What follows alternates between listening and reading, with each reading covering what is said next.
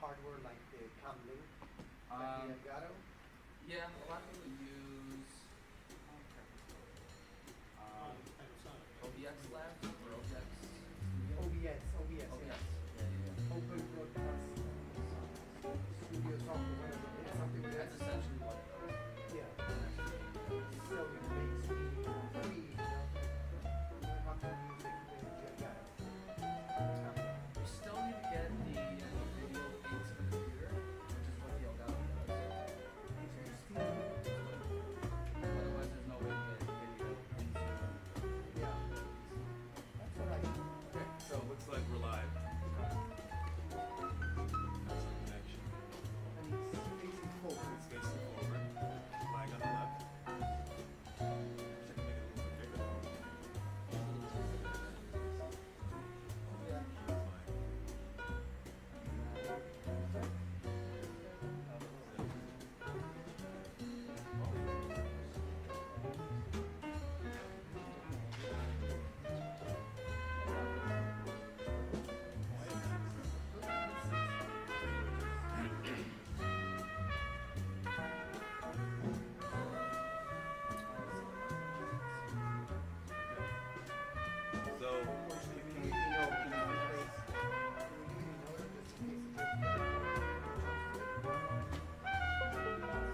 So, so what is our link? So your link would be broadcast.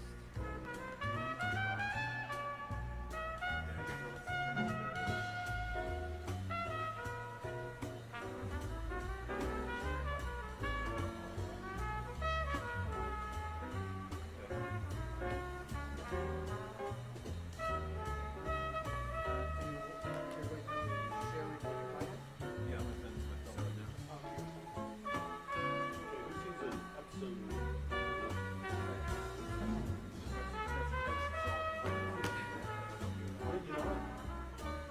All your good information, I'll store that away.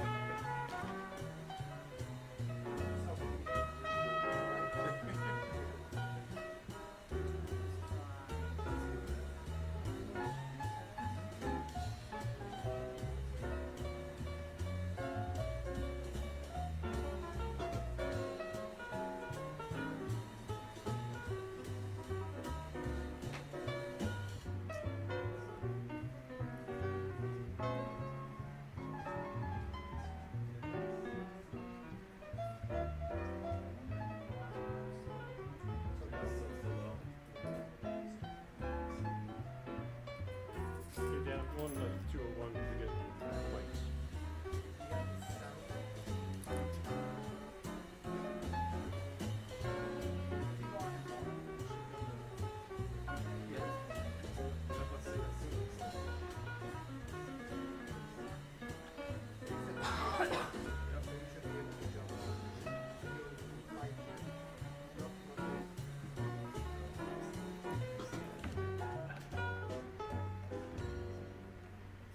Yeah. So it's a little behind. That looks good.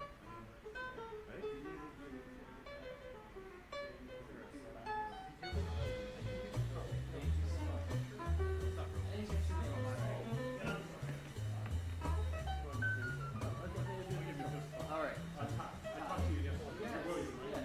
Thank you, Dad. Next to the name. But no one's gonna do that. No one's gonna do that. This is acceptable. I would. Yeah.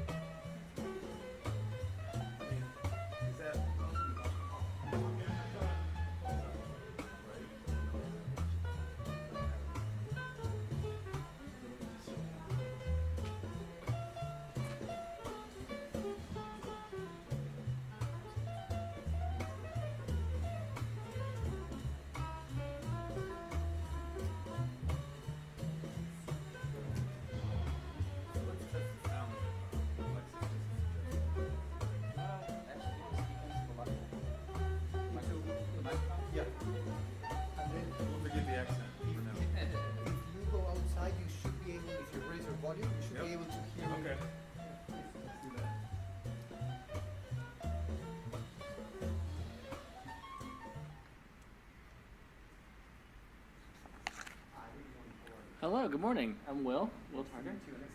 Alexis, Thank you nice so to- much for being a panelist. Of course. I'm just going to test the sound going 1, 2, 3, 4, 5, 6, 7, 8, 9, 10. Keep going. 11, 12, 13, 14, 15, 16, 17, 18, 19, 20.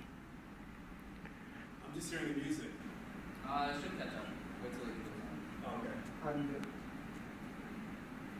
what?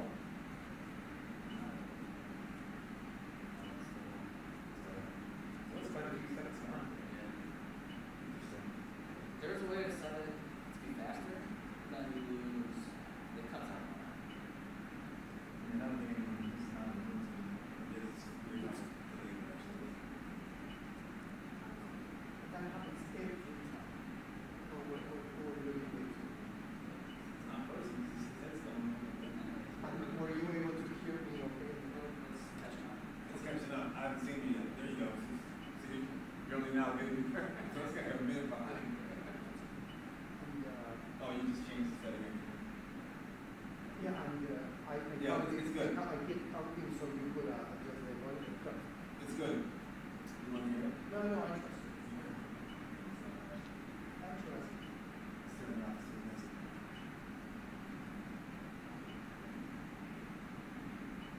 And now we does not need the arrow because we are plugging directly to that box, right? Yes.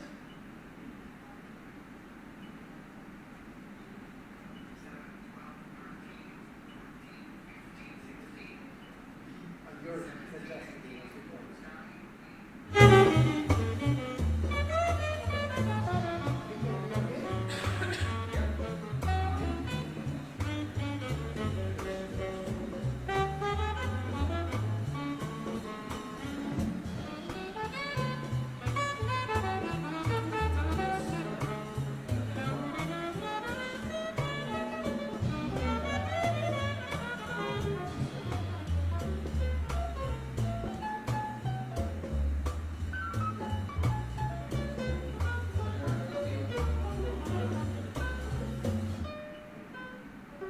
question is, the way this looks is, I mean, the way that looks, the framing is going to the wall. Okay, and I see, right, and I'm doing the same thing for the other side. Sure. So that is, Maybe the same shot. but the truth is, this is being recorded. Is it? Yeah. So So even if I turn the recording camera off, we still on YouTube live. Maybe not I version, no. Then about 3 months.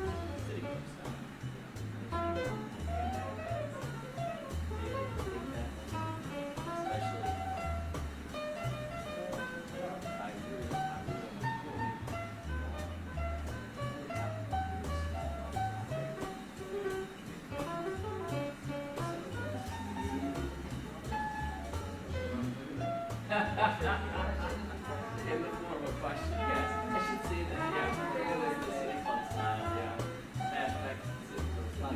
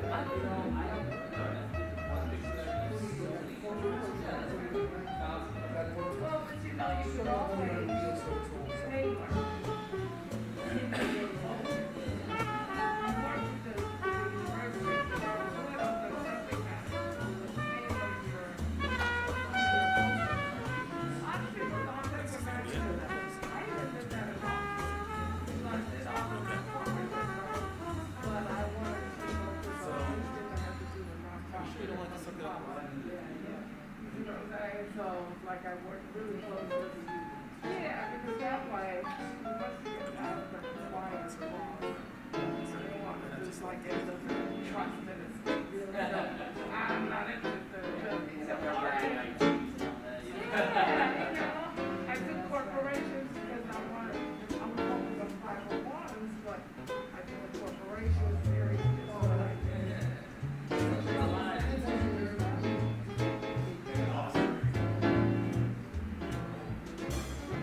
and then you also for your pieces, right? So then you also worry about yeah.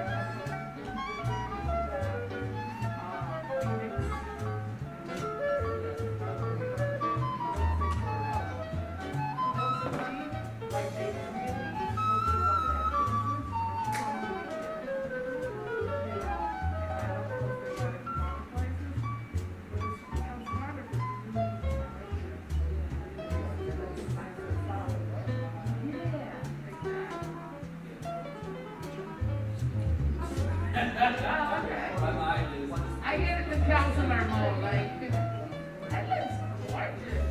What is that?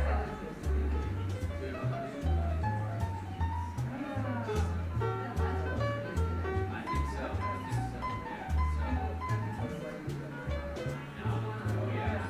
We'd like to take this opportunity to thank everyone for attending our forum this morning.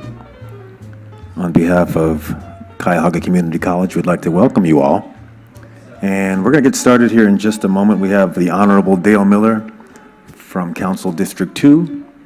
We have the Honorable Yvonne Conwell from Council District 7. Katie Gallagher, Deputy Chief of Operations for Cuyahoga County Executive Chris Ronayne. And we have Walter Parfajuik, Director of Budget and Management.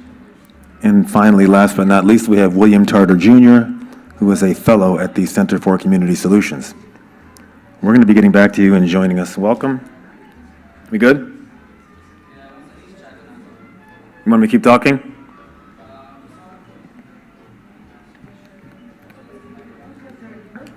Good morning. Welcome to the August meeting of the Human Services Advocacy Network presented by the Center for Community Solutions in partnership with Cuyahoga Community College.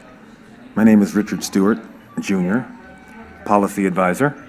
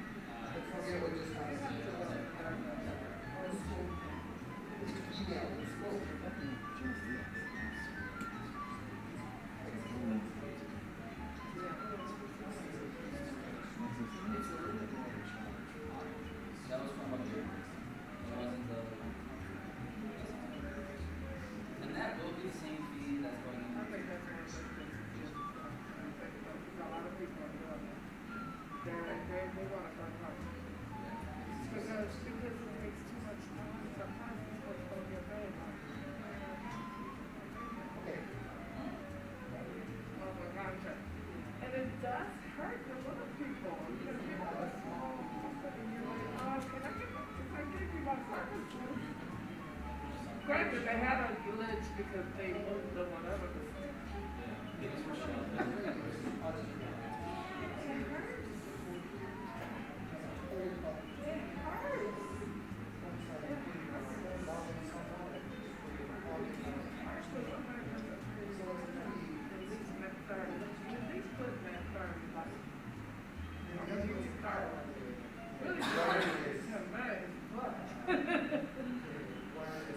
Some people take months. And it's something you gotta start thinking about. So now I learn my lesson. I asked for deposits. Yeah, I do it. Workshop, coaching. I'm gonna need me a deposit. I started doing that. And you know what? Because if I don't, I'm putting out too much, you know, people in the box. Unless they're going to have a road mic. Okay. You know what I'm saying? It really is. It really is. And all you have to do is ask. And I thought somebody has said no. Easy, Todd. Okay, I will.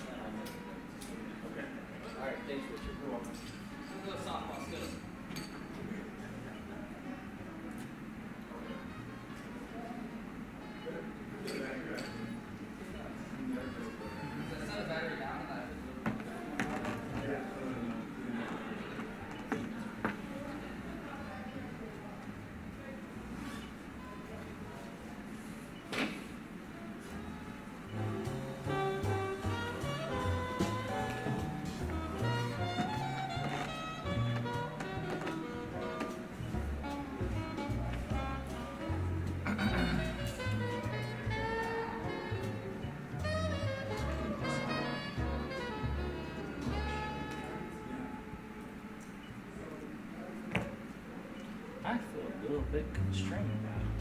You need another finger on the battery. No, so, I usually don't. So go back there.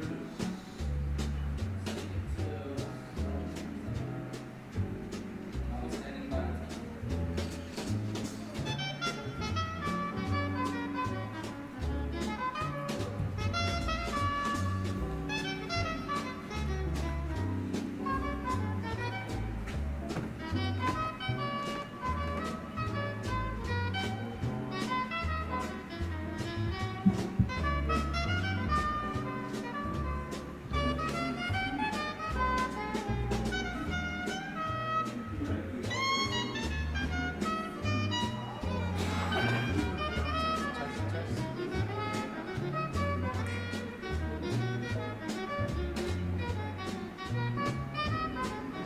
Turn these mics on and test them out.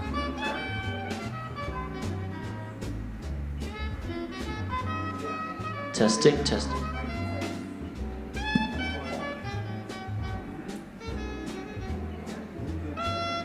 Testing, testing.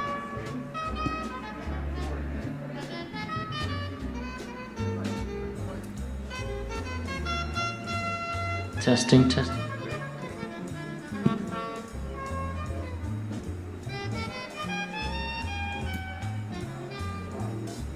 Testing, testing. Testing, testing again.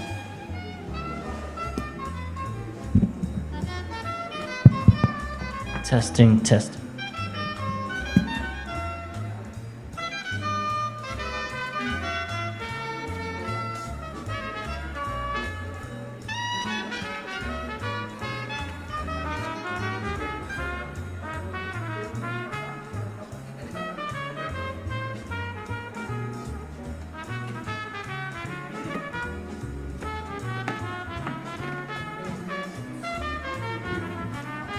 Good morning and welcome to the August meeting of the Human Services Advocacy Network, presented by the Center for Community Solutions in partnership with Cuyahoga Community College. My name is William Tarter Jr., Policy Fellow for Community Solutions. It is my honor to welcome you to a very special convening to discuss the 2024-2025 county budget.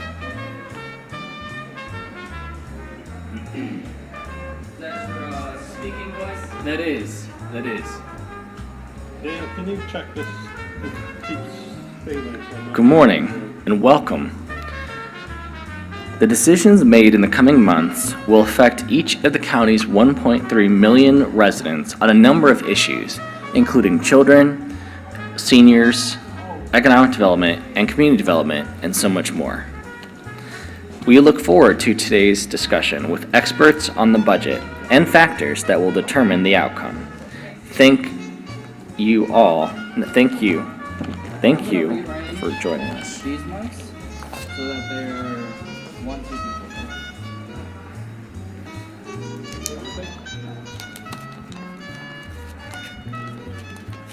4. Oh, you know what? I rearranged the mic stands.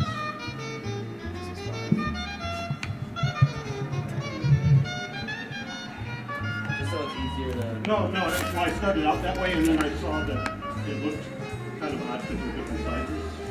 And then I thought, well, but I went for Aesthetics for That's right. Thank you all for joining us. Before we begin our program, 2 quick public service announcements and a few housekeeping notes. Please mark your calendars for the 2023 Celebration of Human Services, October 12th at 12 o'clock p.m. Here you'll hear our keynote speaker, Pulitzer Prize-winning writer and Penguin Random House author Connie Schultz. The master of ceremony will be Wayne Dawson from Fox 8. The event will also feature a special performance by the Cleveland Heights High School Gospel Choir, which my dad founded in 1973. Community Solutions will also announce the winners of our 3 annual awards, the Anisfield Wolf Memorial Award, our Most Treasured Volunteer Award, and the Community Solutions Award for Public Service in honor of John Bagala. Tickets are on sale now on the Community Solutions website. Check. Number 2, please join us as we celebrate the career of our President and Executive Director, John Corlett, who will be retiring at the end of this year.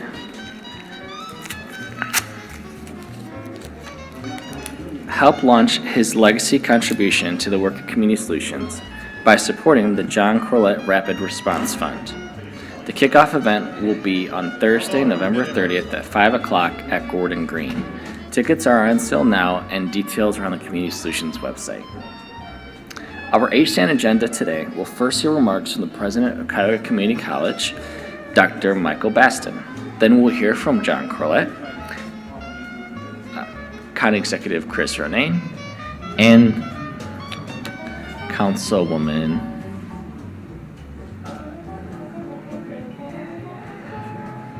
Is there any way to make an edit to this PowerPoint? Actually, I need to. Oh, that's what we do. I'll do it. Thank you so much. You're welcome.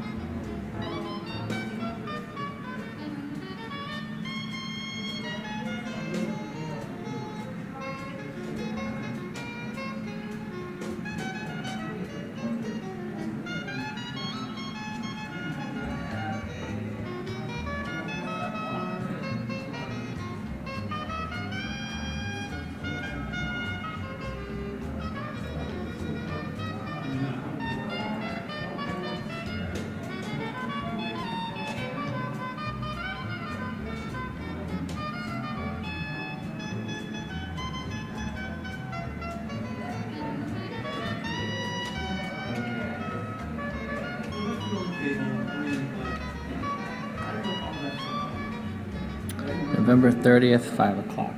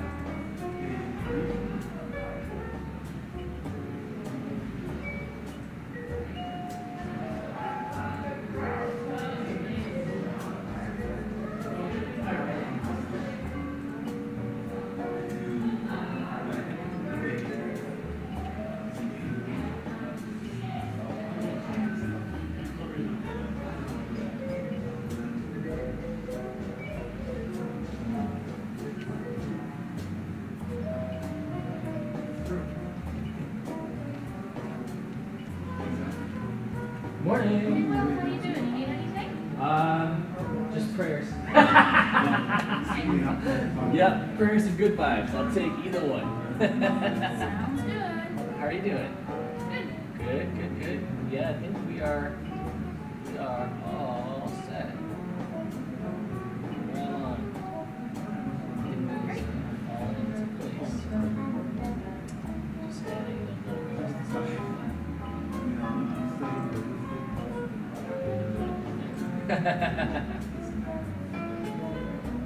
How's your morning been? Fine. Good. No complaints, no problems.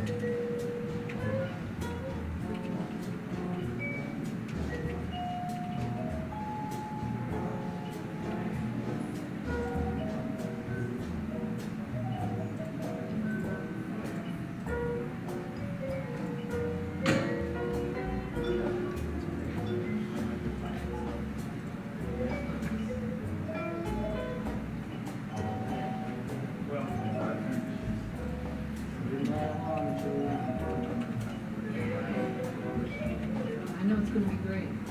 Thank Not you. worried about it. You It's just know, the adrenaline, right? yeah, those last minute, jitters. Yeah, yeah. Like, what if 10 people show up? Well, if you wanna change my job at the last minute, it's no problem. You know, like, go run out and buy a bag of ice or whatever. Those things happen. Amen to that. Hi, Will. This young lady needs to meet you. Hello, how are you doing? Hi, Will Charter. Kelly Woodard, Director of Communications for Cuyahoga. Welcome. Yay. Welcome. Yes, thank you. Congratulations. Thank Right, you. okay. Yeah, Yeah. been there. This is my 4th week. Oh, So, awesome. Congratulations. Yeah, Thank you. congratulations. Welcome. so I was just trying to figure out what is the time exactly we need to do when he gets here. Mm-hmm. Where does he need to go? Okay. Just speak the heart. All right, sounds good. All right. Thank you. Okay, it's like a front team, right? Yeah. So make sure you know exactly where to go. I spoke with Amanda and told them that you can park in the reserve spot with the orange truck. Okay. When you get to it, you have care about That's the all. lane That's- waiting for you. Isn't it hard to see? Here, oh, sorry. Okay. And this will be like our head table. Really good. On the left, so we have Claire is on the Cheryl's Yeah. That way he's, Okay. Our speakers will be seated here. You'll be here with Sabrina. Okay. Actually, yeah. Is it okay? Okay. Why? What were you If thinking? Cheryl is not here, what do you want to do? Sabrina can sit there. Okay. If Cheryl isn't. Okay. I just said Cheryl's not here, and then either one, you get your pick, whichever kid you want. They're both good. I know, this, I thought this was I saw an advertisement for dresses, and they were dresses with pockets. It's hilarious. I make this stuff on exercise thing. We just didn't have a cell phone. Yeah, There's not the pocket. and it was for, they said for science teachers, so the pattern for all of them. And then they Oh, made okay, sure how much excellent. stuff I wear. Okay, okay. Oh, awesome. It's hilarious. Like, it wasn't just a focus. This is all, I don't know. So they just put all these things in the cards. It was great. Like a book and. Yeah, yeah. I'll be right That's the lamp. So, to speak, just 3 or 4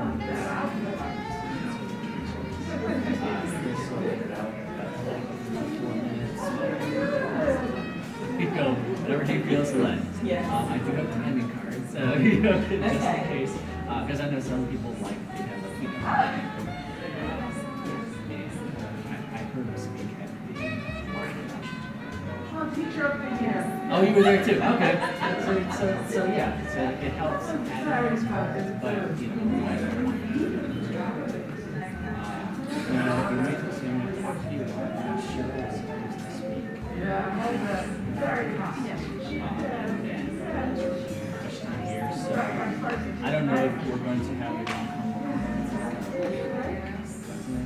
or if that will just give us conversation. So we'll see. I just took her off the slides.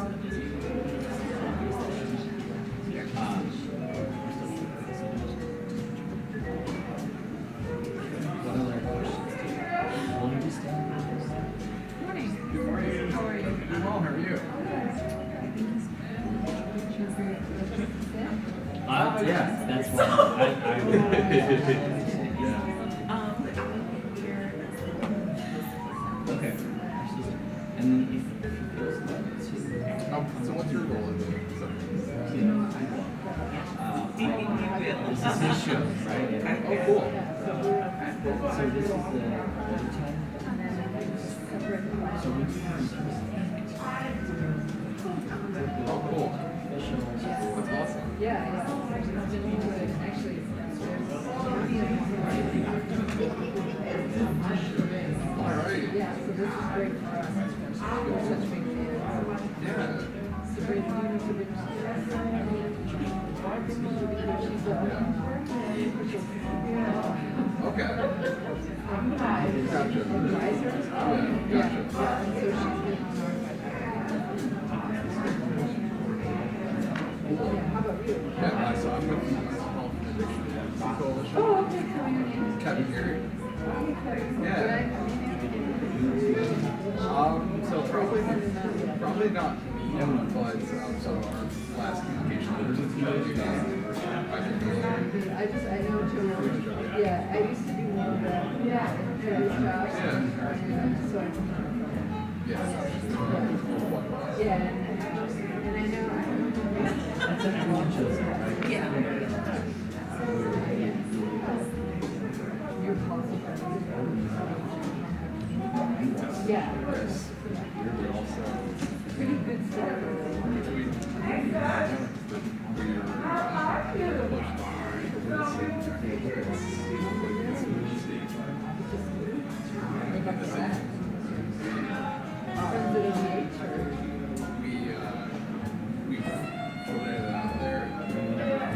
Right. Whatever you call it, right? So, what our goal is that Yes. Yep. She actually just emailed me this morning. Oh, good, okay. Yeah, So so- are you based? So there's my Goodwin. Okay. Thank Yeah. I need to okay. If I may, one of mine? Okay. Yeah. Yep. So, So we have the communications administrator. So those just kind of churn. I mean, every year and a half, they come in and get our communication stuff. Get a 20 I think it's like development. It is. Yeah. So what we did was we hired VA, virtual assistant. He had hired in Give it to someone. So, yeah, so we split up on all the virtual assistant, they leave for another contract, but why doesn't he replace me? I'm a digital person, so I'm just saying. No, so it's more scheduling. Like if we have different projects, hey, we need to create this document, and go ahead and do that. Going to the proofread scanning, I don't use the administrative part too much, because I kind of handle my stuff. Joe or me, like, pull it from there, be like, okay, I know, get this done. So, yeah. Thank you. Yes. Yeah, oh, I've some I've been a steering committee. And then we have a policy and advocacy committee. And then a subcommittee off of that study management subcommittee. Yeah. Yep. Yes. No, well, so he's able to go, all of our members are able to go to different issues. Yeah. So other than steering, which obviously,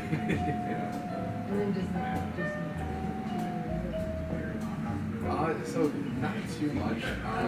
We used to do hub-wide, but we used to do hub-wide membership meetings. Now we've been doing statewide because the topics are very much statewide that people want to know about.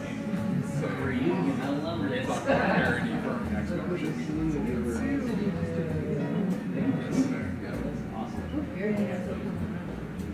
It's still a thing. It's gonna be a big Before we met, we had 1A. yeah, right? Yeah. No, mental health. No, that's advocacy. mental health. Yeah, yeah. Yeah, because it's when I used to attend.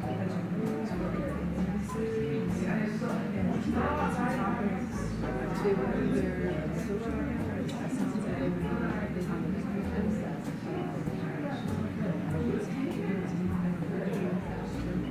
No, I got it. Not too much, no. But I would always bring some pieces of budget because there was staff like Yes. that I needed to interpret. Yeah. Stop the Oh, it's full of acronyms. Yeah, psychology is MBA. Oh, okay. No, so I live in Indiana. So, it's like for undergrad. Oh, great. Yeah. I grew up in I'm horrible. I'd love to go back too. Are you? So my niece has a wedding in Indy, Okay. so we're just gonna. And Indy's like 4 hours away anyway, so like who cares? We're gonna take an extra hour, hang out at Livingston Friday, Yeah. go to Nats, Yeah. like farm. What's that? So it's like Creole kind of fusion. Yeah. It's in the international district of 4th Street, like where all the restaurants are. Is Detroit It's still there. Yeah. Oh yeah. Yeah. It's a staple. Yeah. Wow, good. Yeah, no, I haven't. Still great. It was still kind of like not updated, but then when COVID hit, it was not great. So everyone's finally able to fix it up. So like so many products were like was Jargon Super M? Oh yeah, well that's not that way.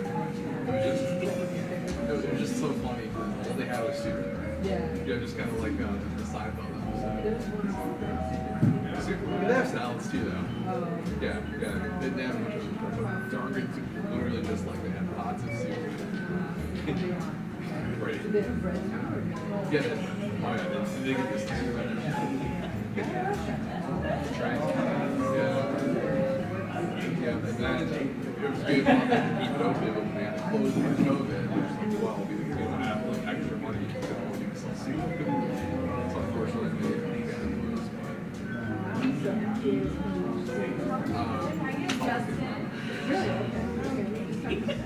Yeah.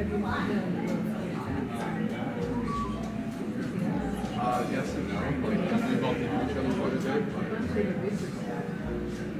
Yep.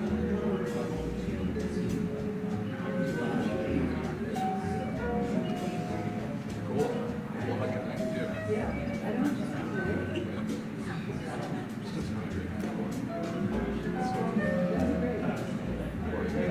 They get all different walks.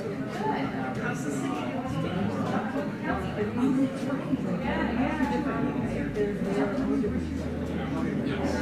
Yeah. So like, I had a professor that taught human behavior and something.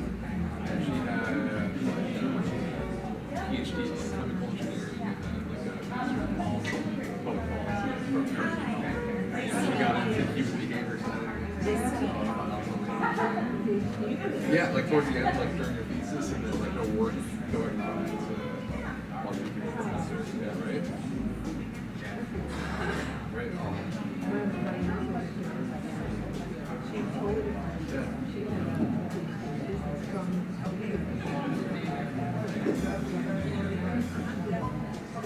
Yes.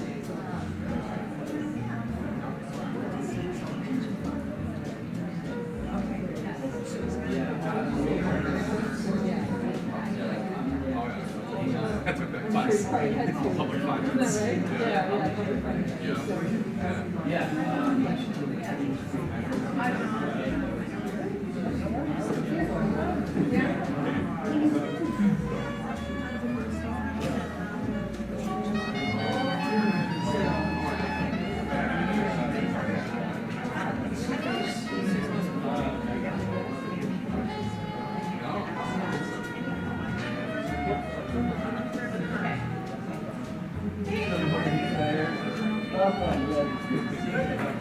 Thank you. Today's honor here. Oh my gosh.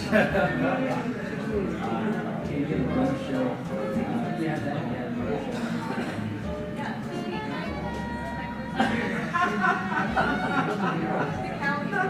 All right. So actually, that's Yeah, of course.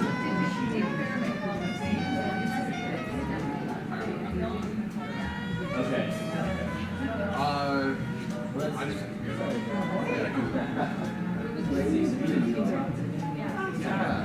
Yeah. Walmart. Sure.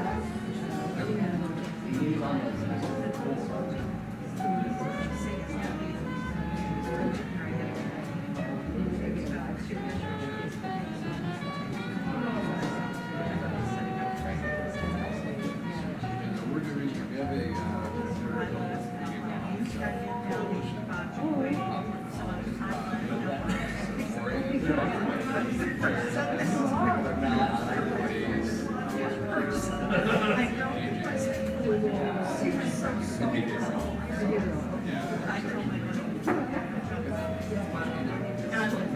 He was in Indiana before this. Yeah, that's cool.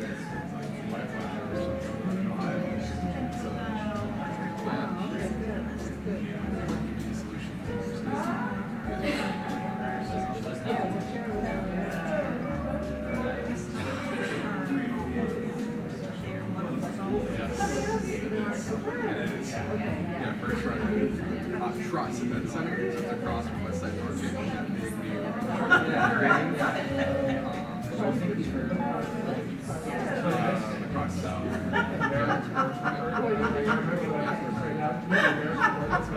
It's a little higher up. It's on the West Side Market. Yeah, so it's just across. Yes.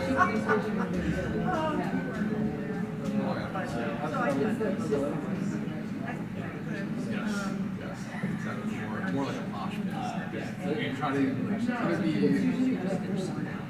So that's how jokes like this. So that way people are, elbow to elbow, they have to talk. But then that overhead check is just like, it's so crowded, I can't move. I think the only downside is that it's hard to like part of the room. That's where the alcohol is really helpful. party, but it's breakfast. We don't serve alcohol. Yeah. We also are sensitive to substances. We've got those runoff from somebody on the hill there. It's, yeah. Just like, yeah. Breakfast. Oh. Concerts.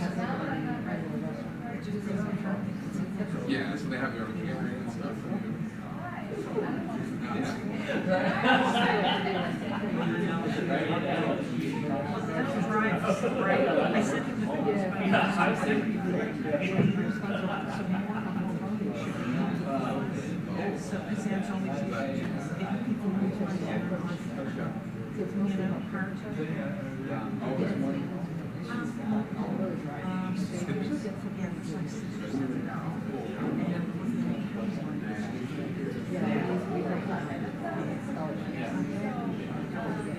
We've done them together occasionally, and I usually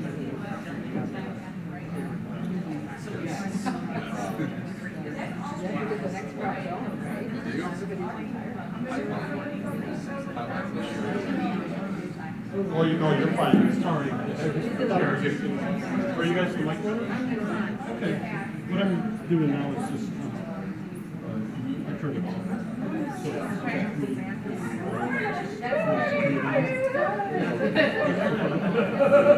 that's why you will save making noise when you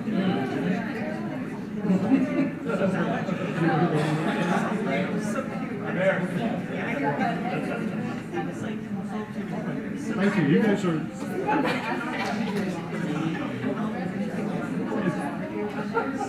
That's a good idea because we have people.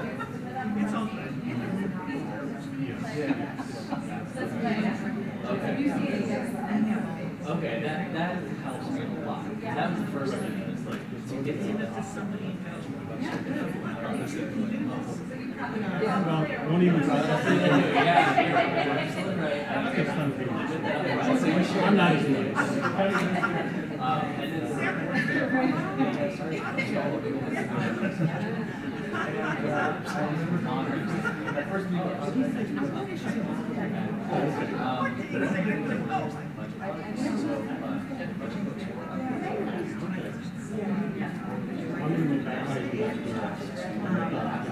Oh, yeah, so that's the thing. You have to have a bad box. Actually, that seems to be the same ideally.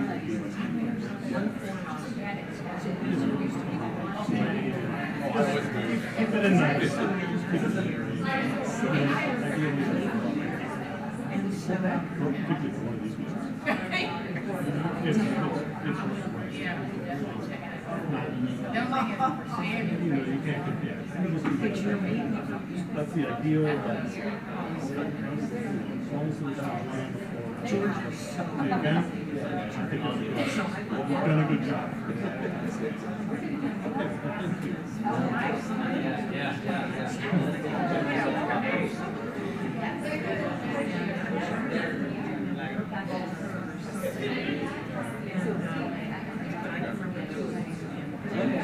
All right, I'm learning arts.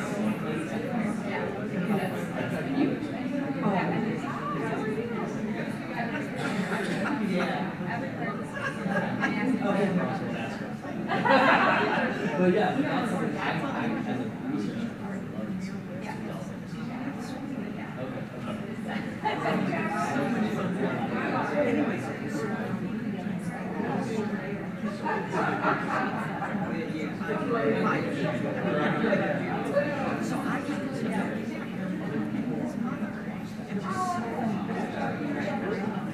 Well, yeah, it's 70.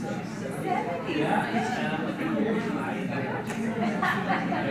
So my theory is more people just so I just so the word is being out.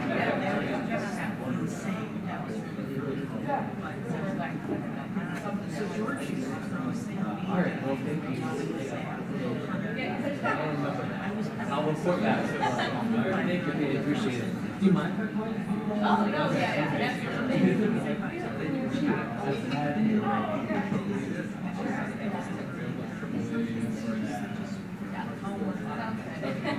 Hey, Will. How are you? Good to see you.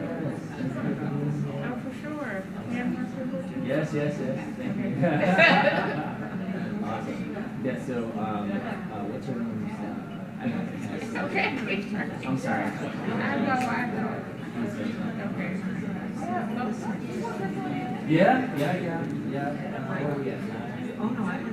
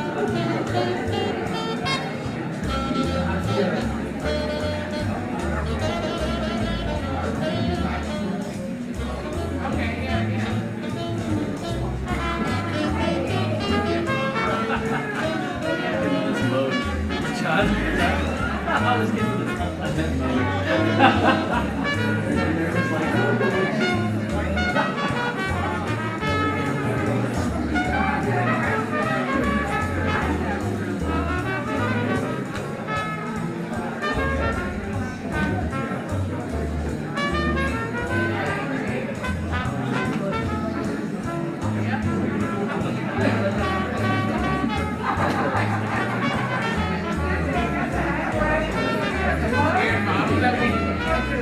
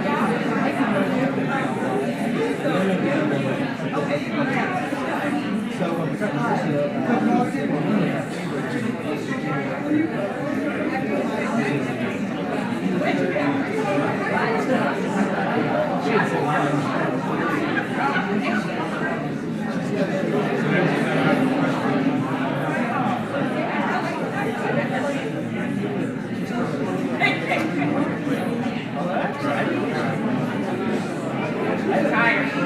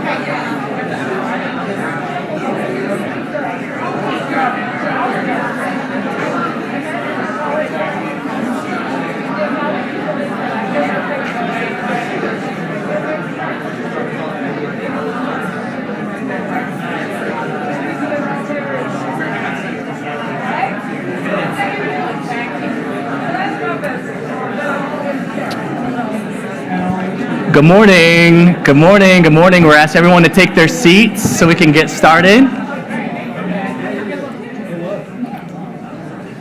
All right. Good morning. So exciting. The day is finally here. All right. Good morning, everyone. Morning. Good morning, everyone. All right. There we go. There we go. Made sure that Tri-C provided enough coffee, all right, so we can all be awake in the morning. So thank you so much for being here. Good morning and welcome to the August meeting of the Human Services Advocacy Network, presented by the Center for Community Solutions in partnership with Cuyahoga Community College. My name is William Tarter. I'm a policy fellow at the Center for Community Solutions. It's my honor to welcome you to a very special convening to discuss the 2024-2025 Cuyahoga County budget.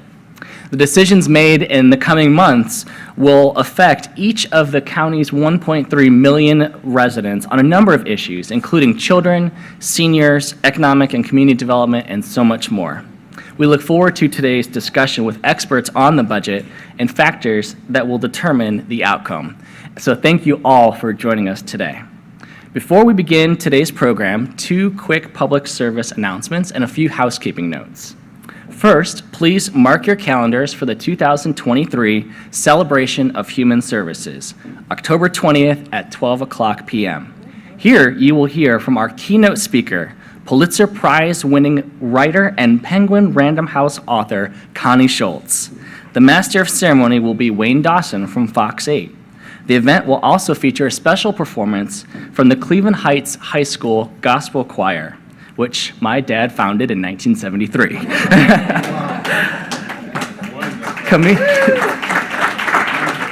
I'll make sure he's there. Community Solutions will also announce the winners of our 3 annual awards: the Annisfield Wolf Memorial Award, the Most Treasured Volunteer Awards, and the Community Solutions Award for Public Service in honor of John Bagala. Tickets are on sale now at the Community Solutions website. And number 2, please join us as we celebrate the career of our President and Executive Director, John Corlett, who will be retiring at the end of this year.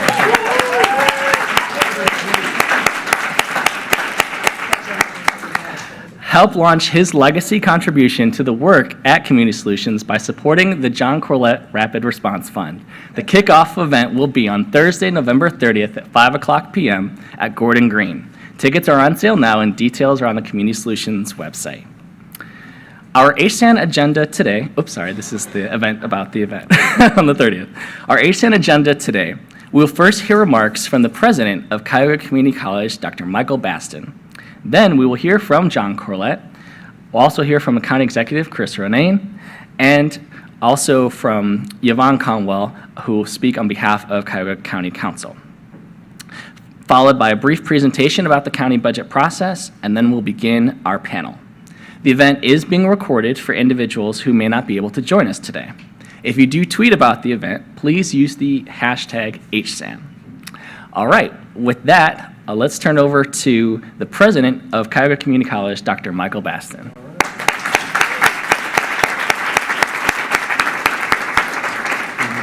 Come on, let's give it up for Will. And let's give it up for the Human Services Advocacy Network. I am very excited to be here with you today. I don't know if y'all can hear me. I'm very excited to have you here today at the community's college, the county's college, the place where great futures begin. For over 60 years, we have helped over 1 million people find that dream, that hope, that path. Is there anybody in here that has someone who has ever actually gone to school at Tri-C? Wave your hand. Look at all the proof that Tri-C makes a difference. But it is important what we're doing today. If I could just give you 5 things that John would give us. I won't do that today. I won't steal his thunder. But I do celebrate his great work and his great legacy, and the work that all of you do each and every day to help the citizens of this great county. So we are mission aligned, and we are supportive of making sure that everyone in our community has an opportunity to live the life that they deserve. And I thank you for every day putting others first. And I thank this county for always supporting this college to do its work to help people. This November, we will also be on the ballot for the approval of our tax levy. For every $1 invested in Tri-C, the college provides $11.80 in economic benefit to the society. So this November, the college will have a levy issue on the ballot, a 2.1 mil renewal and a 0.04 increase. This will cost an additional $1.17 a month on a $100,000 property, or $14 more a year for 10 years. We bring this up because it's important.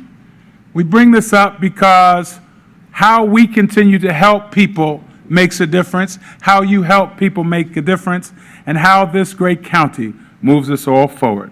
So we hope that you will vote in November and keep Tri-C in mind, but that you will also, more importantly, enjoy this program. We are blessed to partner with you in this endeavor, and we thank you very much for this opportunity. Thank you.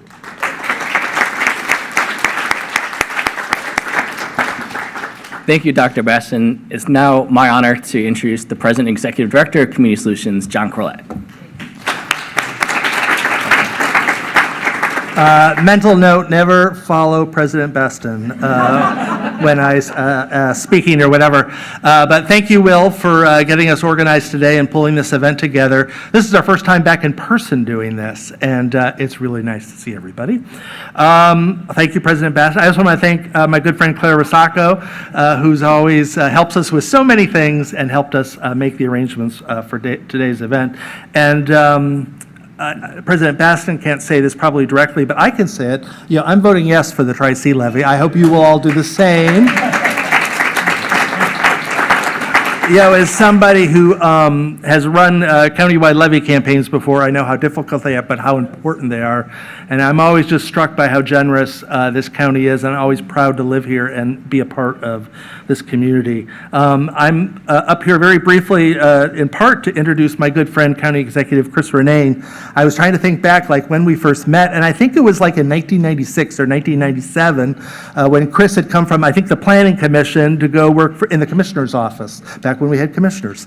And we instantly sort of hit it off because I was sort of at Center for Families and Children and then back at the then Federation for Community Planning. But it was somebody who I knew, this is somebody I need to pay attention to. And so that's a lesson to all of us. When you meet those young people, embrace them, bring them in, and make them a part of your work. But I'm really happy to be here, happy to have all of you back. The county budget, the county is such an important entity in our lives, and particularly in the area of health and human services. It's one of the sort of primary responsibilities of a county is to provide those vital services. And I'm always proud of the way Cuyahoga County does that. We're a leader in the state, and I think in the country in terms of the provision of health and human services. So thanks to all of you who deliver those services, coordinate those services, provide those services. We really appreciate it. So I'm going to turn it back over to, I think, to Chris, to our County Executive, Chris Renane. Thank you, John, and thank you, Dr. Bastion. To both of you, thank you for your leadership. Dr. Bastion, you've hit the ground running, and it seems like you've been here a while, but only, I think, a year or so, right? And to John Corlett, it is nice to be referred to as young at one point. That was that was noted. But I still feel young as you feel. As Satchel Paige, age is just a number. But I do want to just reflect for a minute. I won't take too much time, but hopefully we're going to have opportunities to do this more and more and more with John Corlett. He has been a rock in our community in every way. Just to me, when I was a young county worker, he was the guy with answers on the floor of the county commissioners' offices. He would be walking by and commissioners would pull him in and say, John, you got a minute? We need to know something about this. And whether it was at the county, whether it was at the state, whether it was at Metro, I mean, what a fitting place to be with Community Solutions, because you do have solutions, and the way in which you work collaboratively, it's just unparalleled. So I said when it was announced about his retirement, I said, it's bittersweet, but he's also one of those people that I have a feeling will still be a resource in our community, and just grateful. So let's give it up for John Corlett, please. Thank you. I have to say, one of the great things about actually running for office is the people you meet on the trail and the people you connect with on the trail. And if you do it right and you become a listener candidate, you can really learn a lot. I was just talking with a few of the nonprofits in the back about visiting their nonprofits during the campaign, but to be on the tour, it was a blessing to learn what you guys were doing, and of course to have a coffee with John and just learn more about state and county budgets and where we needed to go. So on that note, it's an honor to now serve you as county executive. I work for you, I work with you, and I look forward to us furthering this county together. I want a quick hand raise of those that work in the nonprofit sector. Wow, look at that. All right, give yourselves a round of applause, please. And in our public sector, okay, there's a few of us here. Thank you, and to our public sector partners. I'm going to go out on a limb and risk this. Is there anybody in the private sector here today? All right, well, we'll get back on that, and I'm going to make a point about that. How about what I call the citizen sector? People who are here just as individuals, not representing necessarily any one organization. All right, well, thank you, sir. Thank you for being here as a concerned citizen.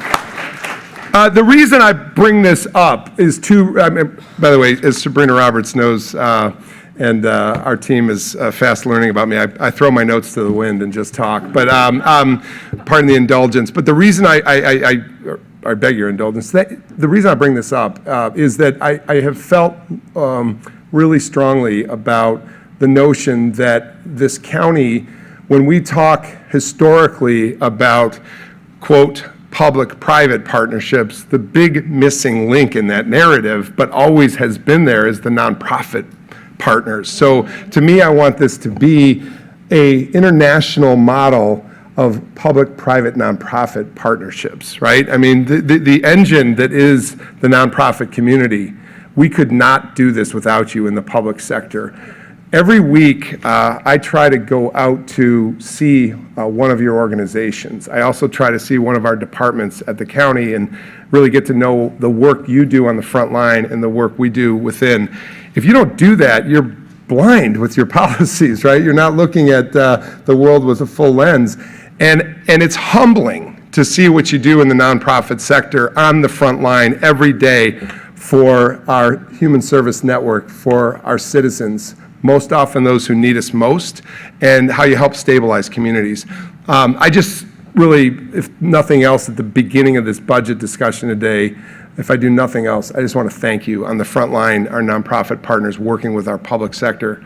And to our public sector servants, it's noble work. You know, you don't do it for the money, you don't do it for the glory, and you do it because you care. And so that public nonprofit partnership in this town is strong. I will say to you, tomorrow night, I'm going to be open about everything I always am. I'm going to be at the Business Chamber, and I'm going to say I was with a team today, that we need to hear from each other more. But they need to hear from us in this public-private nonprofit partnership, because we can't progress much in a community without a stable community, without the safety net that you provide, without the services that you provide on the front line every day. We cannot grow without this first foundational level that you all represent here today. And that will continue to be my message when we talk about funding priorities. So thank you again for being the silent heroes, particularly in a nonprofit partnership, in that public-private nonprofit partnership. You could say hallelujah. Thank you. To all of you, hallelujah. Okay, now I got to speed it up because I know I've blown my time. But I would say I was asked by John and Will to talk just on the first 8 months. But that was important. If I said nothing else, it's back at you.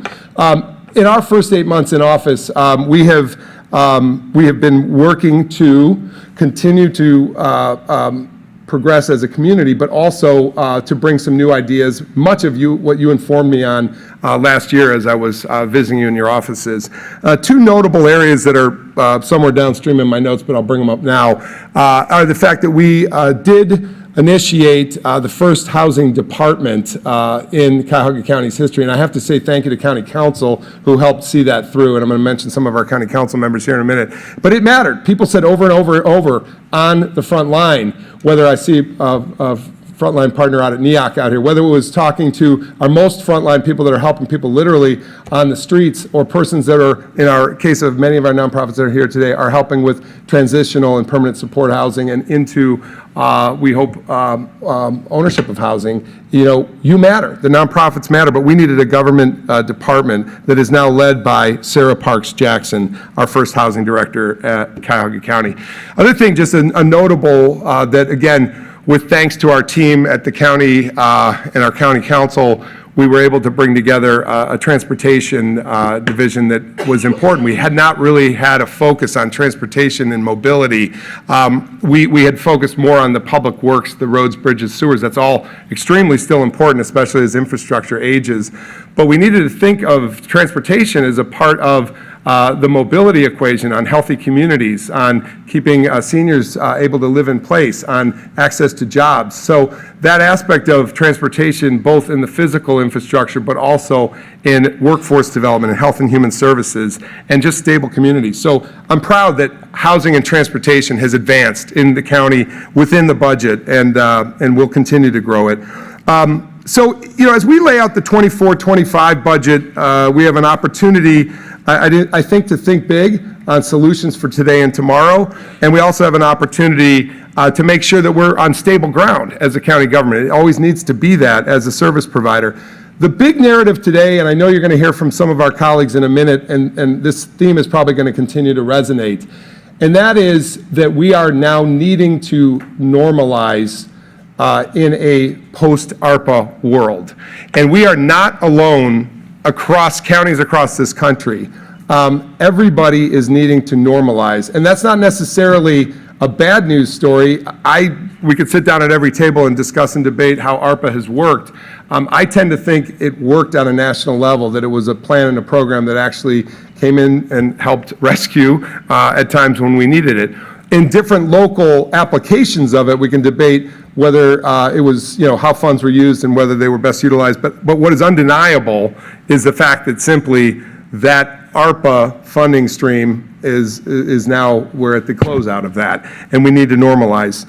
And so that's going to mean for Cuyahoga County some difficult budget choices, because it was an unusual blip, and it's come down, and we're going to have to work to normalize. But I'm confident that we will. And we appreciated the one-time funding in the case of Cuyahoga County that received $238 million. But the priority now will be to stabilize and to continue to serve and to bring civic ideas together through you that we maybe change the way we do business. I will say to you, and off script again, I've met with a few people, civic entrepreneurs, nonprofit leaders, activists, who have already changed my approach to the submittal of our budget to County Council, just on matters of justice, on matters of health and human services, on children and family, and how we could pivot within the budget line items. And so, Will, I got to say thank you. You're always there. You're always there. I know it's your job, but you're always there at every meeting. It's great, because you're taking notes and you're offering solutions. But I've already, as recently as yesterday, made some suggested changes. I won't be coy about it. It's in the Public Defender's Office. I want to see children continue to receive, but actually receive more public defense that's more effective to help them in the trials of their life when they're on trial. And I heard one of these in the back. Thank you, Gabrielle. We'll run with it. And I'm obviously going to, in deference to County Council, present to them. But there was a pivot because somebody came to me and said, this matters. Well, on to what some of our other priorities are. There are so many, but I'm just going to reference a few. We'll continue to work on what we're calling a central services campus. And I want to be very specific about this. I have said always that when I came into county executive's role, I did not and do not revel in the idea of building a brick and mortar structure for a jail. I just don't. Having said that, what I'm trying to do is do something better than the low common denominator of what might be a consent decree or something of that nature. But let me say this. This is why I talk about a central campus. I want a central campus of services no matter. That people can be diverted, that people can re-enter, that families can seek guidance, that there are vocational services nearby, and that we do better than we have done over the last 50 years in Cuyahoga County.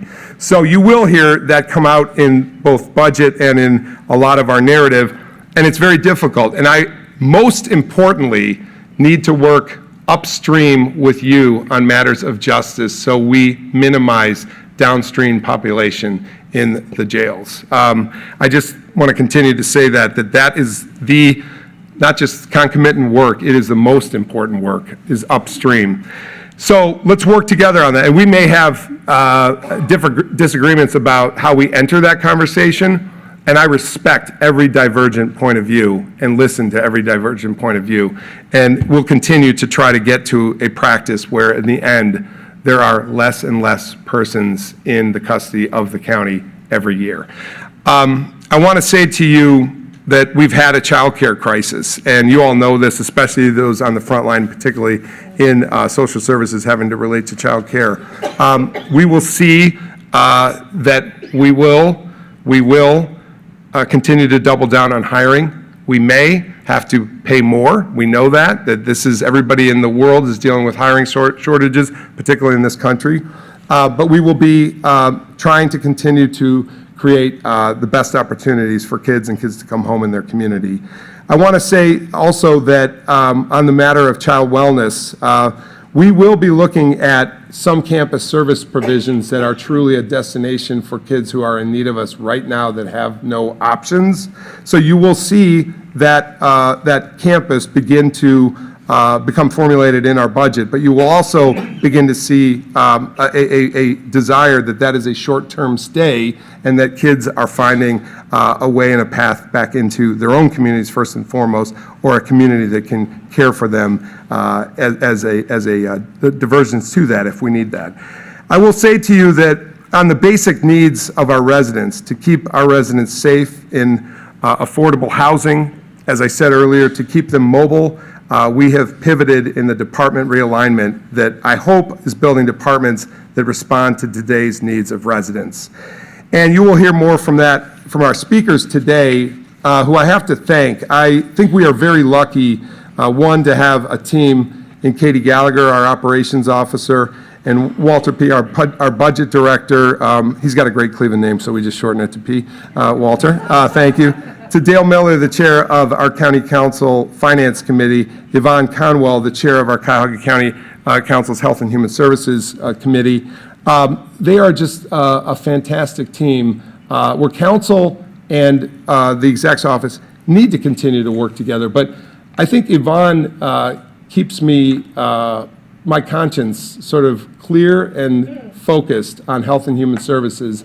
And Dale is not afraid to make a decision that may be unpopular in terms of spending, but he's got a rationale for how he does it, and he'll concurrently make a decision where, on occasion, he'll cut because he's got a rationale for it. We are partners. I appreciate you guys on the county council, and I think in trusting in HHS and our finance chair, we have great competent leadership there. So Cuyahoga County, I think, with this partnership in this room, and I know I rattled off a lot of complex subjects in a short period of time, but I do believe that this frontline network in this nonprofit public-private partnership really, really can create a best place in terms of livability, in terms of opportunity, in terms of justice. And I ran on the basic premise of health. The idea of our people healthy, our communities healthy, both in terms of what's in the ground and how their finances look. Is our justice system itself healthy? And is our government itself healthy? Are we a communicative, open, transparent, data-informed government? You help us every day on all those fronts. So from the very youngest to those at the end of life, that entire spectrum of helping people, you're the front line, and I full circle salute you for the partnership that we have with you. Thank you very much. All right. Thank you very much. I think that's a great level set for our conversation today. I really appreciate you, County Executive Ronaine. In the sake of our program, we're going to ask for our panelists to come forward to the stage now. And what we're going to do is to move to this portion of the program where we provide a very, very, very brief overview, go ahead, panelists, of the Cuyahoga County budget process. So for those of you who this may be your first county budget process, or those of you who have been around for a while, this is how it works. The county executive will propose his budget towards the end of September, the first part of October. And this is spelled out in the Cuyahoga County Code. He will introduce this budget and have this budget book, which is, like, I call this like my Super Bowl, basically. Every 2 years, I'm like excited the budget book, comes out. I'm reading through it. And then they'll be referred to Cuyahoga County Council. It will then be heard in what's called the Committee of the Whole, which is all 11 members of County Council, and it'll be chaired by the chair of the Finance Committee, in this particular case, Councilman Dale Miller. During the month of October, you'll hear testimony from the directors of the various divisions across the county who will present the budget numbers that they've given, the services that they provide. Council members that have questions, this will be the opportunity for them to ask questions of the directors. If council has amendments, they will typically unveil those amendments in November. This is often done in consultation with council leadership, and they will unveil those amendments in November. And then the county executive have an opportunity to review those in December and then make the final determinations in December in the form of a budget memo that gets sent to council from OBM. So this is the council budget process. So basically watch September, October, November. Those are really going to be the critical months. In terms of Community Solutions' role in all of this, we will be following the overall budget process, and so you all being here today is the first part of that, just kind of level setting the budget process. We'll also review the executive's version of the budget hearings as they take place, which are all live streamed. We'll get to that during our panel conversation. And then overall, the impact on health and human services. So you can go to communitysolutions.com, which is our website for blog posts about that. And also, Cuyahoga County Council has created a dedicated page on the county budget where you can watch all the hearings, you can download the PowerPoints, and the minutes that get posted on there as well, so that you can, if you missed those meetings, you can go back and watch and see what you missed. So that's a really brief overview of the process itself, and I'm really excited to move to this panel conversation of experts. So I'm going to exit stage left, and there we go. And move on to this conversation, which I'm really excited about. We have experts from both the administration and county council who will be able to speak to many of the things that the county executive mentioned earlier. And so I'm going to briefly introduce each one of them, and then we'll proceed into the questions. So first, on my left, is Katie Gallagher. She serves as the Deputy Chief of Operations and Community Innovation for County Executive Ronaine. She's been with the county since January of 2023, overseeing the Fiscal Office, Department of IT, Department of Human Resources, and the Office of Innovation and Performances. Before serving in this role, she was the mayor of the city of Brooklyn for 5 years, and during her tenure, she helped secure over 73 new businesses and $254 million in new construction in Brooklyn. Walter Parfiowicz serves as the Director of Office of Budget Management for Cuyahoga County, and he is the former Director of Health and Human Services. Overseeing the county budget revenue, expenditures, capital, and debt, Walter ensures that OBM manages and communicates the county's financial and management plans and provides information for effective decision-making and advocating the county's interests in public forums, as well as ensuring the information relative to the county budget is presented in an accurate, relevant, understandable, and timely manner. The Honorable Yvonne Conwell serves as County Council Representative for District 7. She's the Chair of Health and Human Services Committee and member of Human Resources, Appointments, Equity, and Public Works, Public Safety and Education, Environmental and Sustainability Committees. There's a lot. She is committed to building an effective and efficient county government that continues to work every day for safer neighborhoods, stronger health and human services, and the inclusion of a vigorous business environment that promotes sustainable economic growth and equitable job development. And finally, the Honorable Dale Miller, who serves as County Council Representative for District 2. He is the chair of the Finance and Budgeting Committee and oversees the biennial budget process, which allocates about $1.6 billion in funding each year. He's also vice chair of Public Works, Procurement and Contracting, and serves on the following additional committees: Health and Human Service and Aging, Human Resources, Appointment and Equity, Operations, Intergovernmental Relations and Public Transportation, Board of Control, and the Northeast Ohio Area Coordinating Agency, or NOACA. So let's welcome all of our panelists this morning. All right, so let's first begin with you, Katie. You talked about the approach, the county executive talked about the approach to the budget process and some of the priorities. So can you talk about, as you are overseeing the budget process, what will be the approach to this process and how will it be different from previous years? I would say the county executive did a nice job summarizing, this post-ARPA world. There was a huge influx of money coming into the county and municipalities. And so I think we just need to reset our thinking with the departments to make sure we're prioritizing our spending on not only our core services, but what matters to the administration going forward. So kind of resetting that thinking is really important right now. Getting people back in the mind frame is we have to look at the dollars and make sure that we're allocating those correctly to meet those core services and beyond, something that's more sustainable. And one of the things, Walter, that was mentioned earlier was the intersection of the state budget, which just concluded their process and the impact it has on the county. Can you talk about how the state budget and the General Assembly has impacted Cuyahoga County's public policy? There's a couple of items, our reimbursements for public defender as well as our local government funds. Local government fund this year seems to be pretty flat from prior years, but our reimbursement rate, it goes up, it goes down with the public defender, basically on the cost for the public defender's office.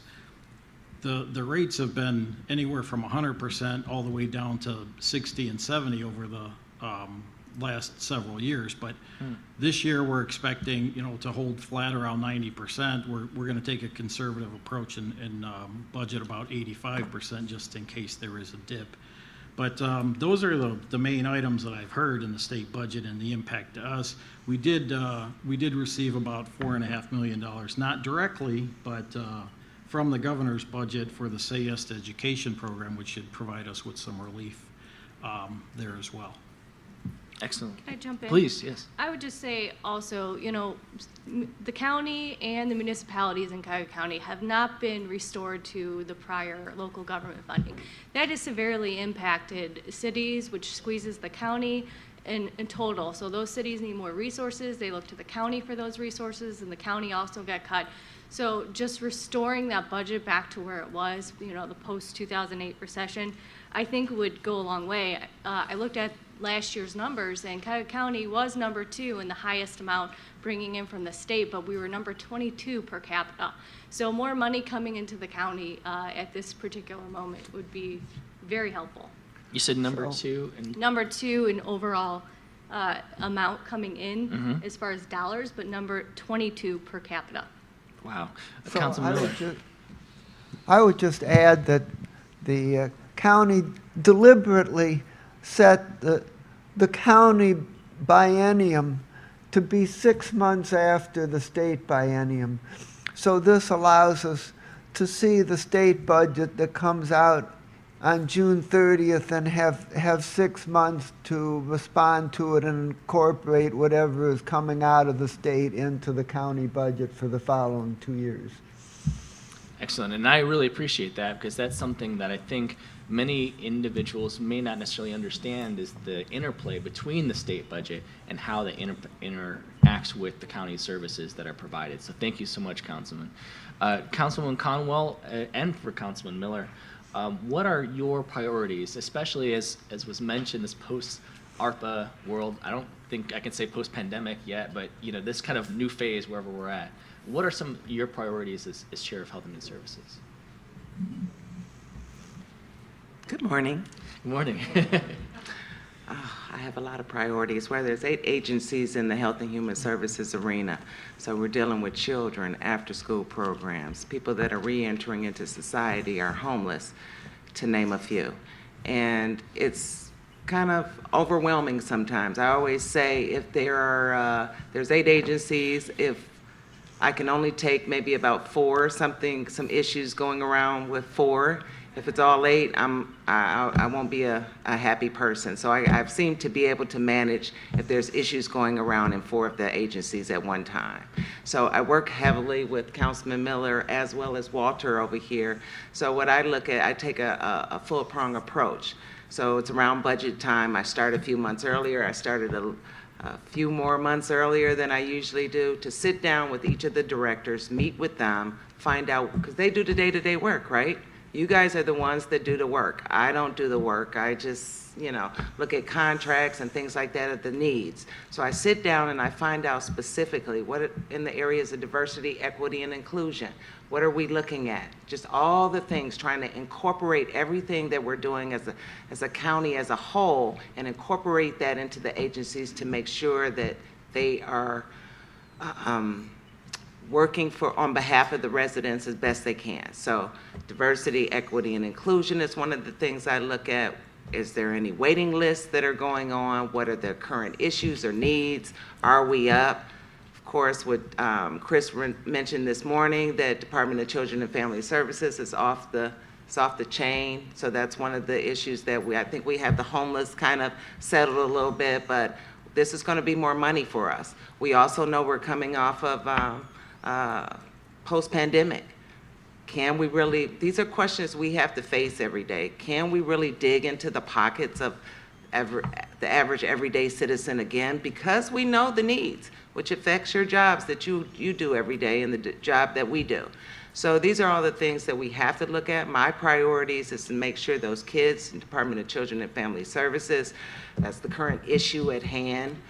For me, is to make sure that we're treating them like we would treat our own children and making sure that they have the needs and they're not in a commercial building. And so that's easy said than done because we all are facing people don't want to work in these fields anymore. The price of what we pay them is not enough. So it's just not an easy reason why the children are in our care in a commercial building. And sometimes the news don't portray that and really share, what really position that we're sitting in. But I just want to assure you that this team, as well as Chris, we fight every day to looking for new solutions for what's my top priority, which is Health and Human Services. Thank you. So I would start by reinforcing what Councilwoman Conwell said about the work that she's been doing for many months already and doing it so effectively. And it just points out that a whole lot goes on in the budget process before it's formally introduced in October. And our aim is to resolve as many issues as possible as part of the executive's introduction so that when it comes to council, the problems that we have to resolve are relatively small.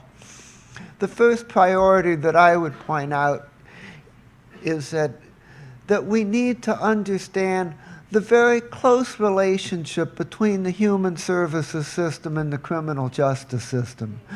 A very large percentage of the people who are in jail have mental health problems, addiction problems, or human services problems of one kind or another. And we need desperately to move toward treating more of these people through treatment programs outside of their being incarcerated. And the steering committee working on the new jail pointed out that each additional cell that we build is going to cost $1.3 million for construction and operation over the life of the project.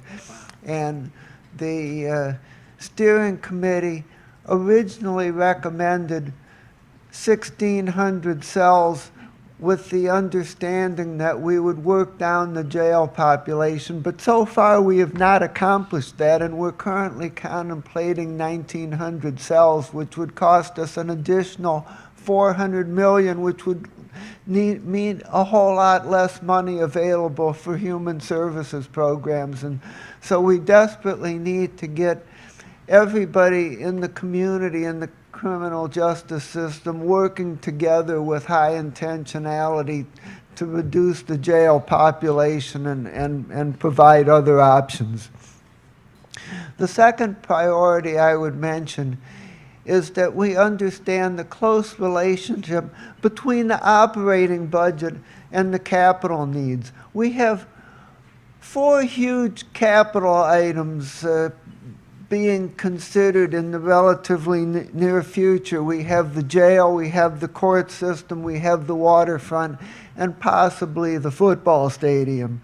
And if we borrow money to finance capital, well then we have to pay the debt service out of operating resources, and it reduces what we could do in operations. So they're very closely connected, and we have to develop a comprehensive plan that meets both our capital needs and our operating needs.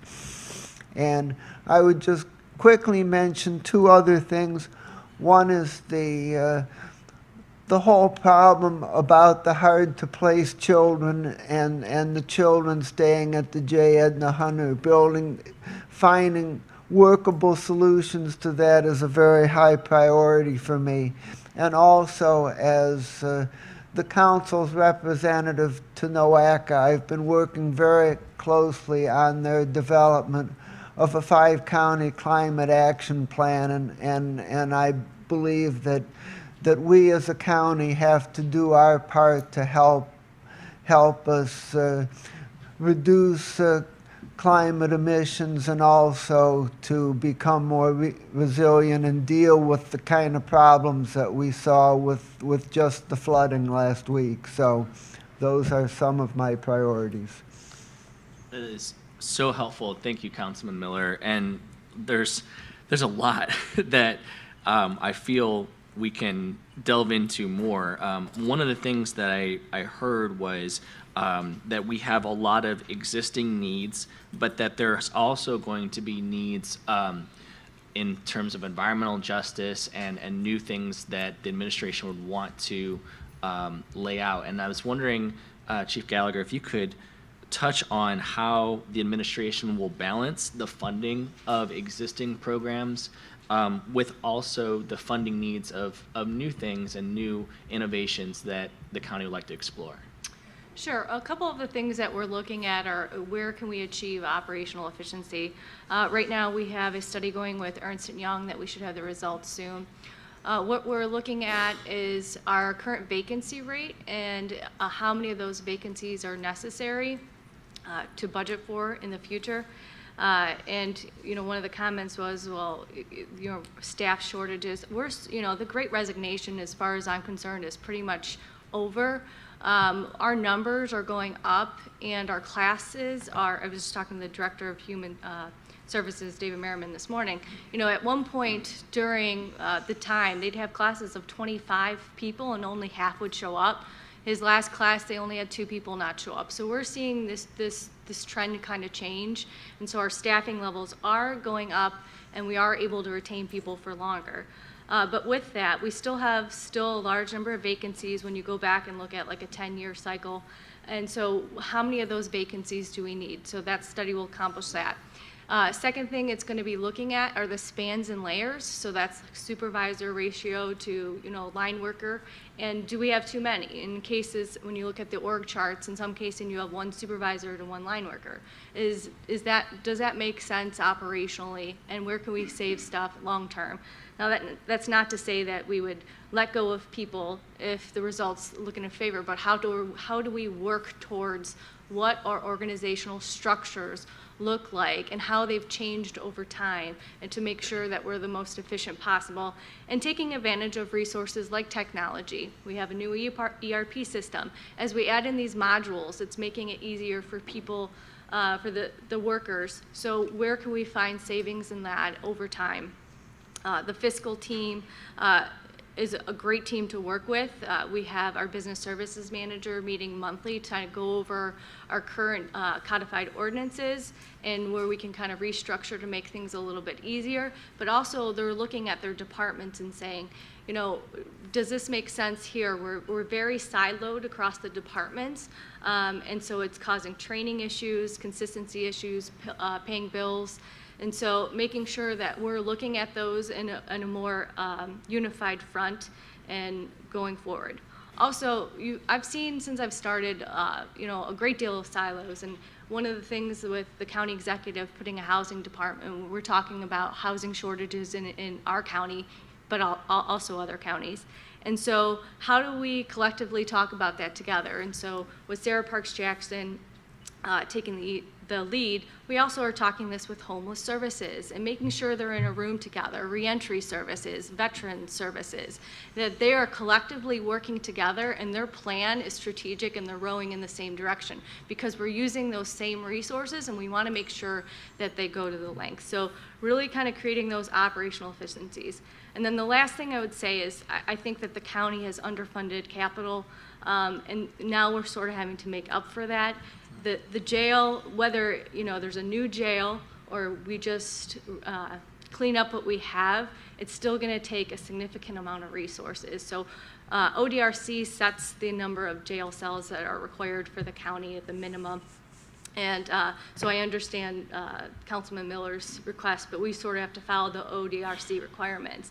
But even then, keeping the jail as it is, we're only putting $6.8 million in our capital account for our buildings. We own over 20 buildings and over 20 leases. That is not enough. And so looking at our budget going forward, and how do we put more resources in our capital so we're not over-investing in just the rehabilitation and paying more for those services that we have not been, or those capital we have not been taking care of. You mentioned the EY study. What's the time frame of that? So we started it early June, and it should be wrapped up by mid-September. By mid-September, okay.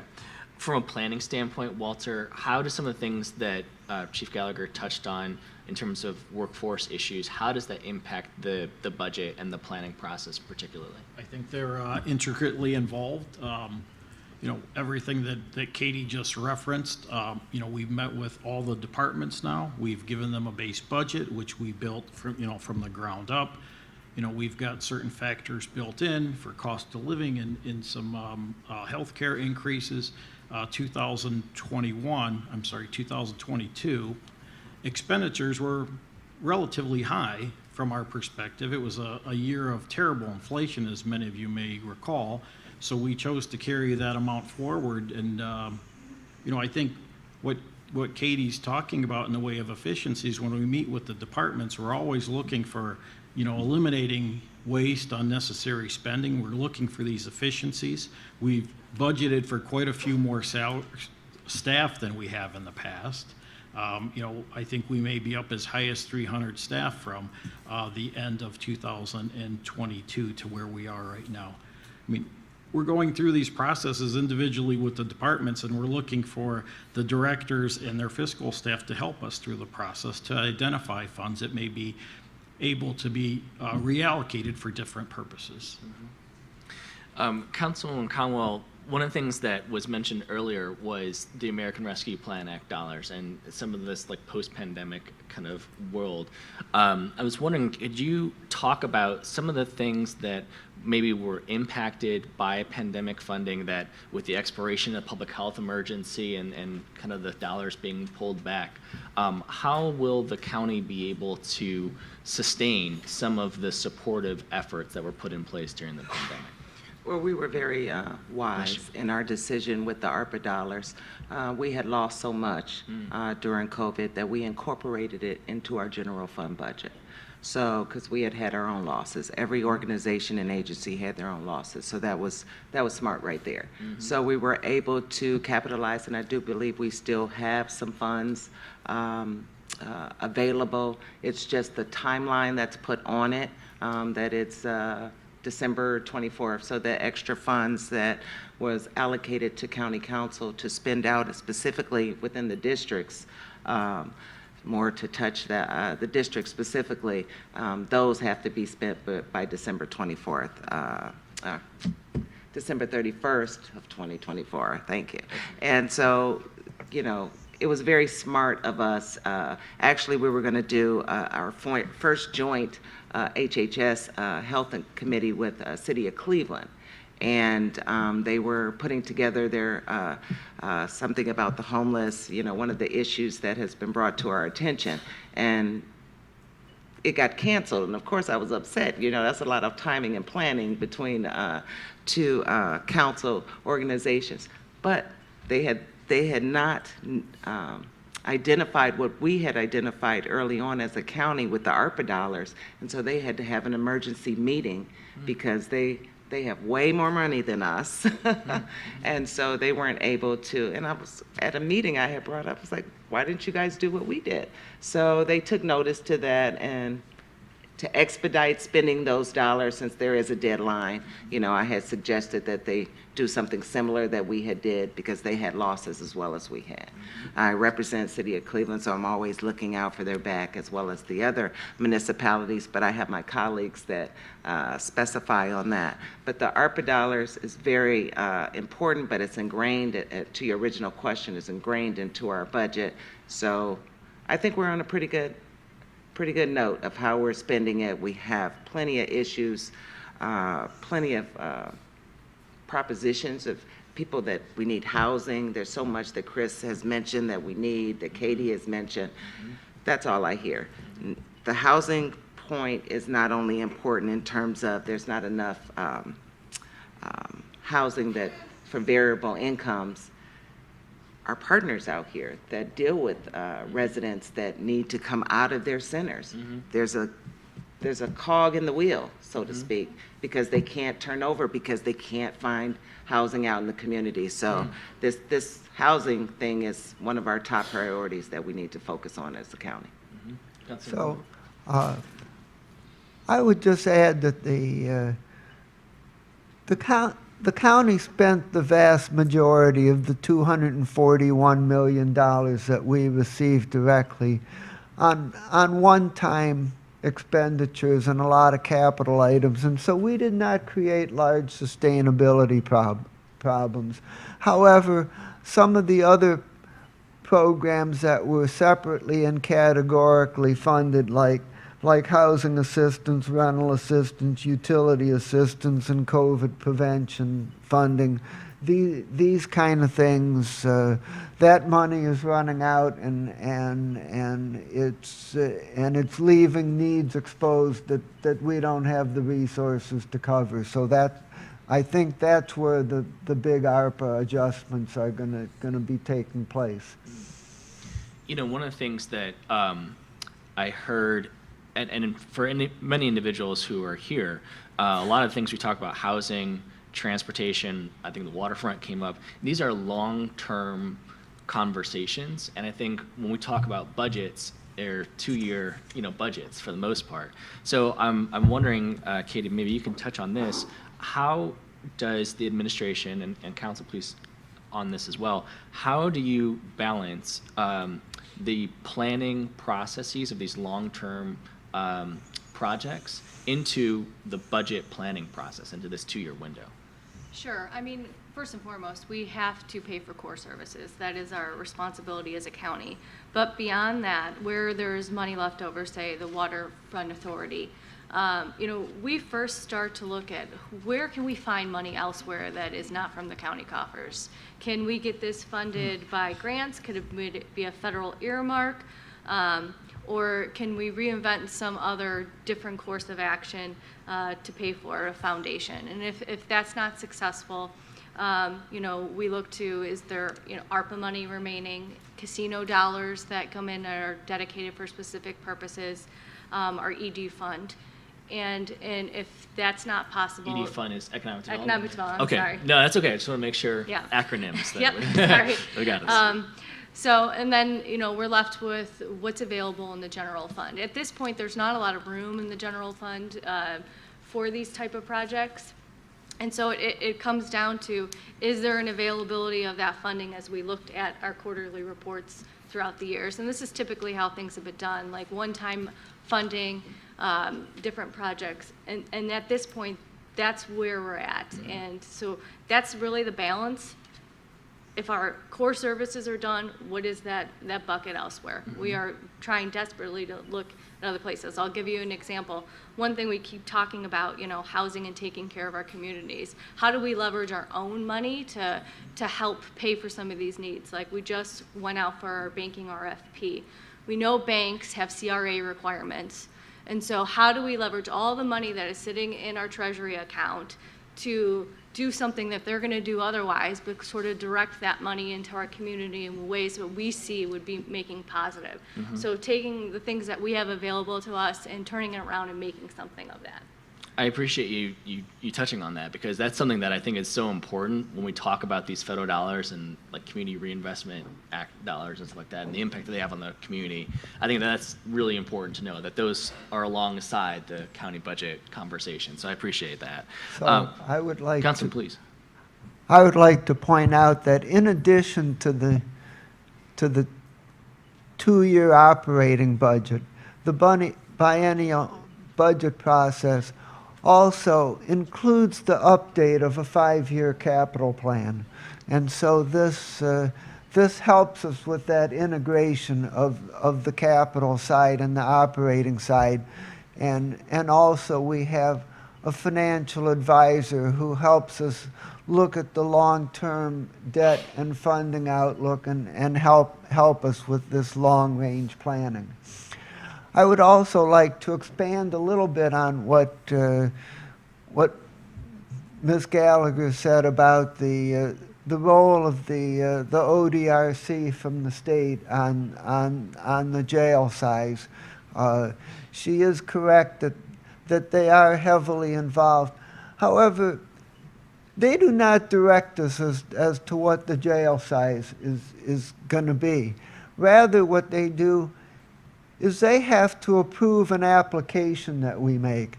And so if we're able to make a proposal and we're able to defend that proposal based on the success that we're having on jail population and to justify that the size that we're proposing, we're going to be able to manage the population within that size, then they are going to approve it. And so that's what we have to achieve if possible. ODRC is the Ohio Department of Rehabilitation and Corrections. Right. Okay. And one of the things, Walter, to that point that Councilman Miller just made, I think, is the importance of accessibility to the budget and to the financial planning conversations that Councilman Miller and Chief Gallagher have touched on already. Could you talk about the role that OBM plays in helping to provide accessibility to that information? Sure. One of the things that I think our department does very well is, report on a whole host of items. We're required under code to issue a 2-year budget, to update that budget in the middle of the biennium. Quarterly reporting as far as what our results are and what our projections are each year. When we're going through these budget processes, the public can not only view these things, on YouTube and other sources, but they can actually come in and make comments during the comment period at different budget hearings, when the departments come in to present, for example, or when the budget is being introduced.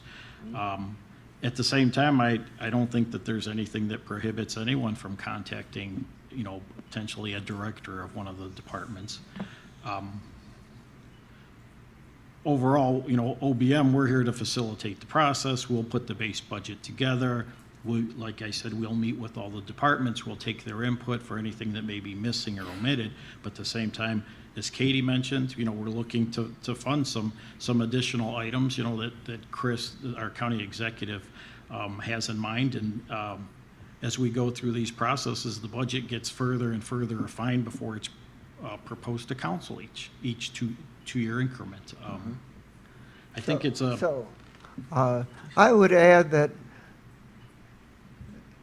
people can come to any council meeting or committee meeting, including all of the budget hearings, and speak at the beginning of the meeting for up to 3 minutes and make public comments for the council to consider. But in addition to that, as part of the budget process, on Monday, November the 13th, from 1 to 3, which is going to be fairly late in the budget process after we've heard from all the departments, there is going to be an opportunity for the public to come in and testify as part of the budget process. And this could be a little bit more interactive, where you could ask questions and have some interaction back and forth, where the public comment is simply you put out your suggestions and leave it for our consideration. So I encourage you to make a note of that for Monday, November the 13th at 1 o'clock, where we have the public testimony incorporated into the budget process. That's great to know. Thank you, Councilman Miller, for sharing that. Councilwoman Conwell, one of the things that was mentioned earlier was the impact of the Health and Human Service levies. And there are 2 Health and Human Service levies. Could you talk about the impact that they have on the county's Health and Human Services? Without those levies, many of us wouldn't be in this room. So that's how important that they are. The Health and Human Service levies dates back to 1976 for the county, and so I don't know specifically how the funding or how they split, and we ended up getting 2 over that time span, but we now have 2. One is the larger. They're not that far off from each other now. The last one, we went to the electorate and we said that we were doing an increase for 8 years and we weren't going to do anything for 8 years, and so we're not at that 8-year mark. So given we did that in hindsight way before we knew we were going to have a pandemic or could look into the future, and seeing all that has transpired since then. So, but I can only speak for me, are dedicated to staying what we agreed back 7 or so years ago to the electorate, that we would not increase that one. I believe Councilman Miller could help me with this. The second one would be, if we did put on a levy, would be next year. So there is going to have to be something on the ballot next year, because one of the levies expires at the end of 2024. So the only question is whether we put the one levy on the ballot for a simple renewal, or whether it would be a replacement, which is where you don't change the rate, but you update it to current property values, which is a form of an increase, or the third option where you actually increase the millage. And my belief is the same as my colleagues, that 4 years ago, when we put the last levy on the ballot and the voters generously approved a pretty significant increase, we said that we would go for 8 years on that rate. So I'm I'm very much desirous of doing that. And if we're going to put the levy on the ballot at the time of the spring primary, which would be on March 19th, well, we're going to have to put that on the ballot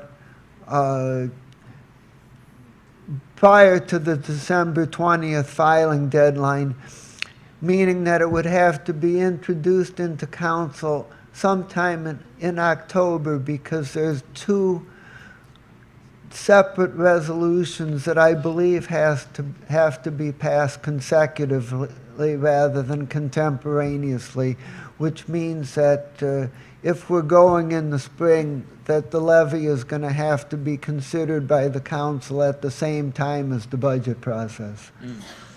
I think that is critical to know that we are going to be making a decision for the next 8 years simultaneously as having conversations on the next 2 years and what we do with this budget. So I appreciate both of you calling that out.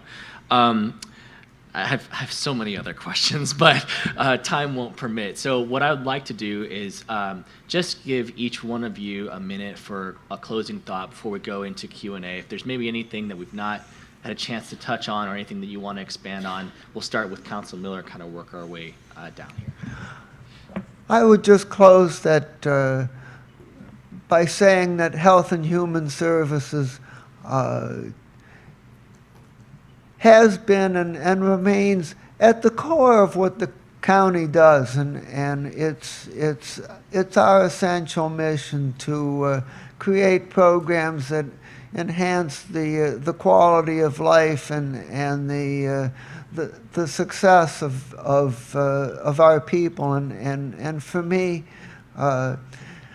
success is not measured by what the gross domestic product is, but it's rather if you're enabling more people to succeed, if people who are succeeding that haven't succeeded before, well then you're making progress, and so I think it's just very important that we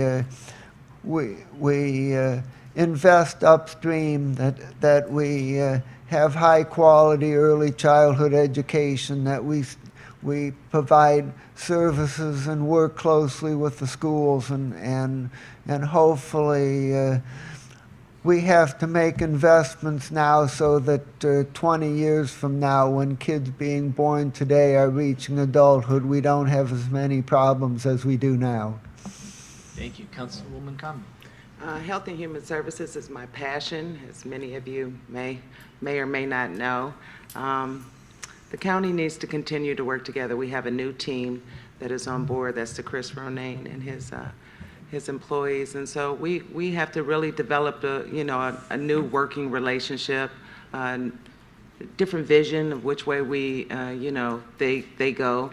We've been the stable ones, the county council here, to look at all of these issues that compound us on various biennial budget years. I mean, we foreclosures, we just seem to go through them, but we've been a very great team, and we've always been able to work with the current administration in what are our core values, which is HHS. That's what a county's job is to do, and to make sure that we balance that with what the needs of our employees need. Because if you don't keep your employees happy, you're not a happy camper. And then there's you, right? We need to focus on how do we strengthen those relationships with our community partners, making sure that we're hearing your needs and really trying to work together because you're doing the work, right? We all have a partnership, and we need to really, that's why I listen to the directors, and I do have meetings out in the community with many of you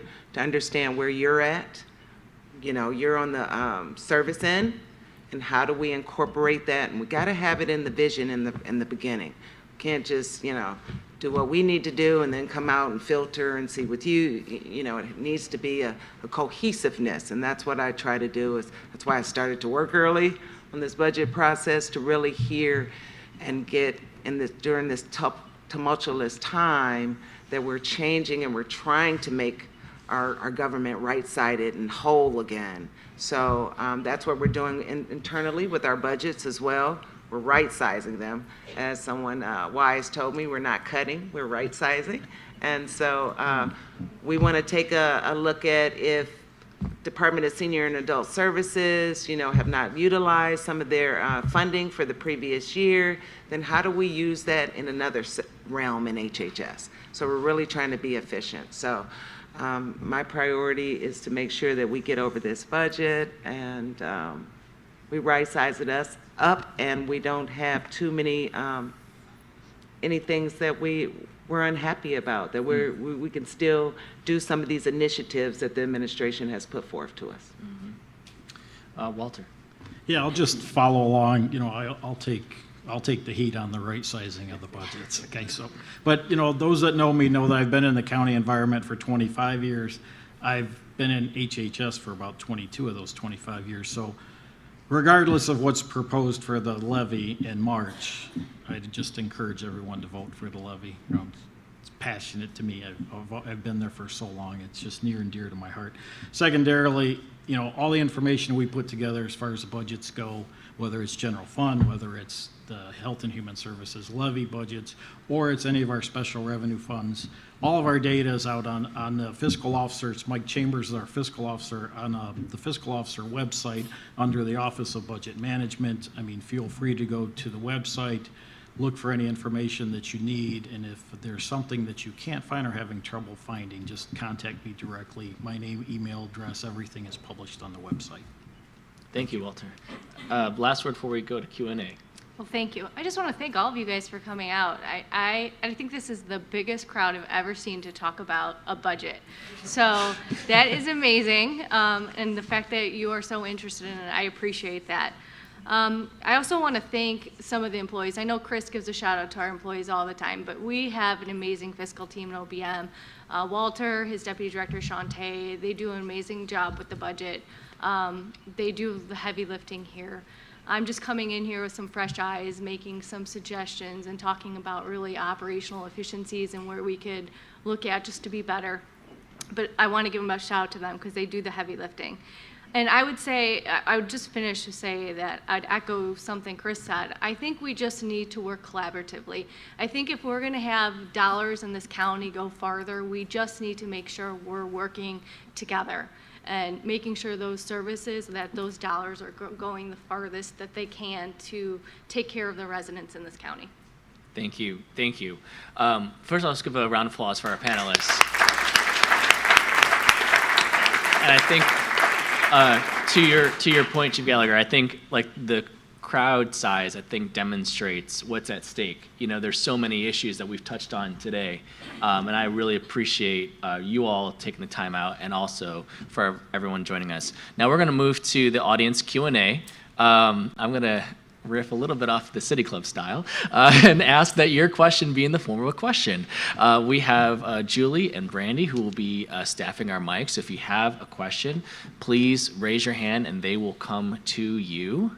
May we have the first question, please? Oh, yes, please. That's I what we didn't do. mean to supersede anybody. We'll get to First question I asked John Corlett is, are we going to have video of the Q&A? I was supposed to leave at 10, but I was fascinated. I have to go to an 11:30, but I want to hear the questions vis-a-vis the video submittal. So John promised me they're videoed and you'll get them to us. Absolutely. I just wanted to double down on Katie's point. Thank you for the turnout today and for your ongoing advocacy. And we look forward to, not just this year, but many years ahead, of working with you to budget to the needs of this community. But I do want to see the Q&A in video, too. Thank you, everybody. We'll make sure. Thank you, Chris. Okay. Please, Gail. Oh, okay. My question is, where do the, I'm not sure I'm using the right word, the quasi-county agencies like the Adams Board and Metro Health, how do they fit into this process? Great, and because we are recording, I'm going to repeat each question for recording purposes. So the question was, where do the quasi-government agencies such as Metro and the Adams Board fit into these budget planning conversations? Well, currently the Adams Board and the Metro both receive subsidies from the Health and Human Services levy. So we are taking a look at that. We've had conversations already with Metro has come in to have conversations with the council president and some staff to see what they've shared, that they have a need of an increase. So we always hear increases. We never hear, hey, take some money back. You know, it's always, so we haven't had that conversation on council side. I don't know about the administration side. And we have not had the conversation with the Adams Board yet in terms of their subsidy. So they are inclusive, to answer your question, in conversations to see what their needs are. It's our county hospital, of course. And, you know, it's drug and alcohol and mental health is very heavily interwoven into what the county does as a basis. So they are included in conversations. Just to give some numbers, and Walter can correct me if I'm wrong, but the amount Metro Health is receiving is just around $32 million. It used to be $40 million until we backed their bonds. And then Adams Board is just over $40 million. 43. 43, there you go. Great. All right, we'll go Kareem, and then we'll come here. Well, hello, everyone. Good morning. My name's Kareem Hinton.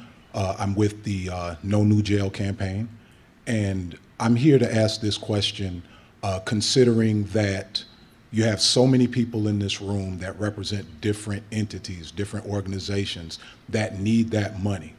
I wonder if the members of the county administration, county council, would reconsider their stance on building a new county jail that's going to cause a lot of problems for the folks that are in there, that might find themselves in there, because the current jail is located near a transportation hub and it's so very close to the services that they need. Would you consider investing that money into the services that people need, like a lot of folks here in this room represent, rather than a new jail that is much like going to be like, if you build it, they will fill it? And so we just ask that you consider something like that, because in all likelihood, this would be brought to the ballot because folks are prepared to do so. So we hope that you do something better with our money, because the old jail didn't kill anybody. And we would save a lot of money fixing the current jail where it's located. Thank you. So just to repeat the question for recording purposes is, would there be consideration of reinvestment of funds dedicated to a new jail into health and human services? I just want to, I didn't want to get this into a jail conversation because I've had enough of the jail conversation, but I just want to let you know that there's a balance. To be fair to the administration and to the council, there has to be a balance. We have to look at work for lakefront development. We have to look at keeping our residents safe in a productive jail or a clean, safe environment. We have to look at climate control. We have to look at what's happening in Department of Children and Family Services. So when we don't have the luxury to look at things in a silo. And so we have to look at a global picture of how everything and how we're going to fund everything. And so that's kind of what's my mission to get started earlier, speaking to the 8 directors, is so, because I knew that we had a new administration coming in and what their focus and initiatives was. I knew Councilman Miller has to look at in terms of the fiscal budget on our overall. So I wanted to do my part, right? I wanted to make sure that I sat down and I really delved into my piece of the puzzle so that information could be readily looked at as in a global perspective. So, you know, I'm not going to get on to, you know, which side I'm on, but I do know, I look at both sides, whatever my opinion is, I have to look at the other side, and there it has to be a balance. And I do know that all of council believes, and the administration, the one topic that we agree on is that there needs to be a new jail. So I'll just say that. So I spoke earlier this morning about reducing the jail population as being one of my highest priorities, and that we have to find ways to treat people that have mental health, addiction, and other health and human services problems other than through jail, and we have to do that. But the fact remains that we are part of a statewide criminal justice system, and people are going to continue to be arrested, and there's going to continue to be trials, and there's going to continue to be people that have to be incarcerated, and we have not yet solved the problem about how to release everybody into the community pending their trials, although I do believe we have way more people in jail pending trial than should be. And so I think that while we work on these problems, it's our responsibility to house these people and to do so as humanely as possible. And so yes, I do believe that we need to build a new jail. The current jail is outmoded. Even if we try to renovate the existing facility, it would cost almost as much, and it wouldn't be as serviceable.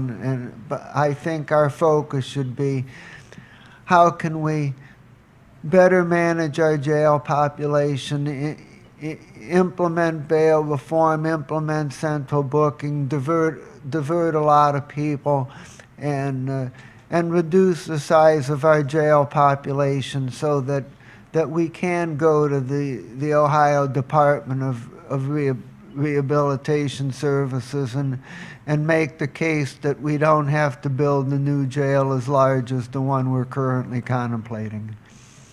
Chief, did you want to say something? Yeah, I would just add that this is why I talked about capital and deferred maintenance. At the very minimum, we're going to have to invest in our current facility. Even looking at 5-year capital, we're projected to spend a minimum of $8 million on the Justice Center next year, even up to $16 million, 43 after that, 35 after that, and about $80 million. So the costs are there, regardless if a decision was not to move forward. I mean, I agree that we have to do something, because at every point when a government's looking at, renovating or building new, there's that offset point where it makes more sense. You hit that 75% threshold, and it says, if we build new and it's create the operational efficiencies, and it's better for the people that have to be in that jail facility and for the employees who work there. Those are the decisions points that government has to make constantly, and it's difficult. They're not easy decisions. These aren't decisions they're rejoicing to make. They're hard decisions. So that's going to be happening in the next few months as well. So all of these are going to be happening at the same time. We have a question here. You mentioned that there were staff shortages in the Department of Child and Family Services, and that was basically, can you give a little more detail, in terms of the shortages in Child and Family Services and Job and Family Services and other key human service, and also when a new budget is proposed, does that assume staff shortages, or does that assume fully staffed departments? So the question is do you assume staff shortages when you're building out the budget, and can you elaborate a little bit on the shortages that are in place? Well, I think when we talk specifically about Health and Human Services, I think each department has now ramped up. So I'm not quite sure that the comment about staff shortages is accurate for this department. What we've done is we've taken the first pay in June, which is pay, we consider it to be pay 12, and we sort of annualize that number for the next 2-year budget increment, which is significantly higher than what's been done or how many staff they've had in the past. Let me throw out a couple of numbers that I have here quickly for you. For example, Children and Family Services is up about 50 staff from December 31st of last year. Job and Family Services up 70 employment family service specialists or caseworkers over last year. Child Support Enforcement is up about 6 or 8 staff. And then the next largest area would be Senior and Adult Services area, which is up about 15. So I'm not sure that the staff shortages issue is as prevalent in the Department of Health and Human Services as you may think. So,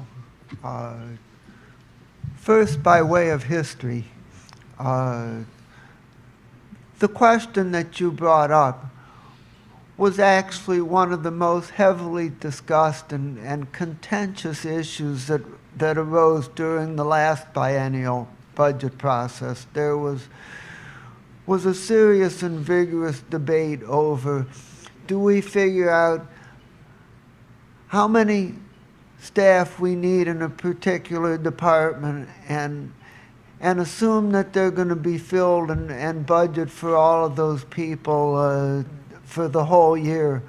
Or do we say, well, what is a reasonable amount of staff that the department is likely to operate under, considering that people come and go, and which would produce a lower number? And this went back and forth throughout the budget process, and the outcome ended up somewhere in between, that we budgeted for higher numbers, but not for the full target complement being filled the entire year long. And so I would add that my understanding is that there remain serious shortages in both DCFS and Job and Family Services, and there continues to be a lot of turnover, and in Job and Family Services, which deals with eligibility determinations and handles a lot of phone calls, there remains considerable problems with people making connections, getting their questions answered, and getting their eligibility questions quickly determined. So there's significant problems in both departments that we're going to have to address going forward. All right, well, I know we've hit 11:30, but I just want to say thank you to the audience for the questions, and thank you to our panelists. I think that the goal of this was to hear from both the administration and the council, and as well as from the audience, what are some of the policy priorities. And I hope that you have gleaned some insights from that. I know I've learned a lot, and I hope you have too. And I think one thing that's really important is that the county's budget impacts children, older adults, infant, maternal health, behavioral health, economic community development, so many things that impact our lives. And so I just want to thank all of you for taking the time out to be here for this very important conversation. Let's give a round of applause to our panel and to all of you. Just as a reminder, this event is being recorded and will be posted on our YouTube page, and we'll also make sure that the county gets the link as well. So thank you so much for being here this morning, and if you have any questions, please feel free to reach out to communitysolutions.com. Thank you so much. Have a wonderful day. Thank you.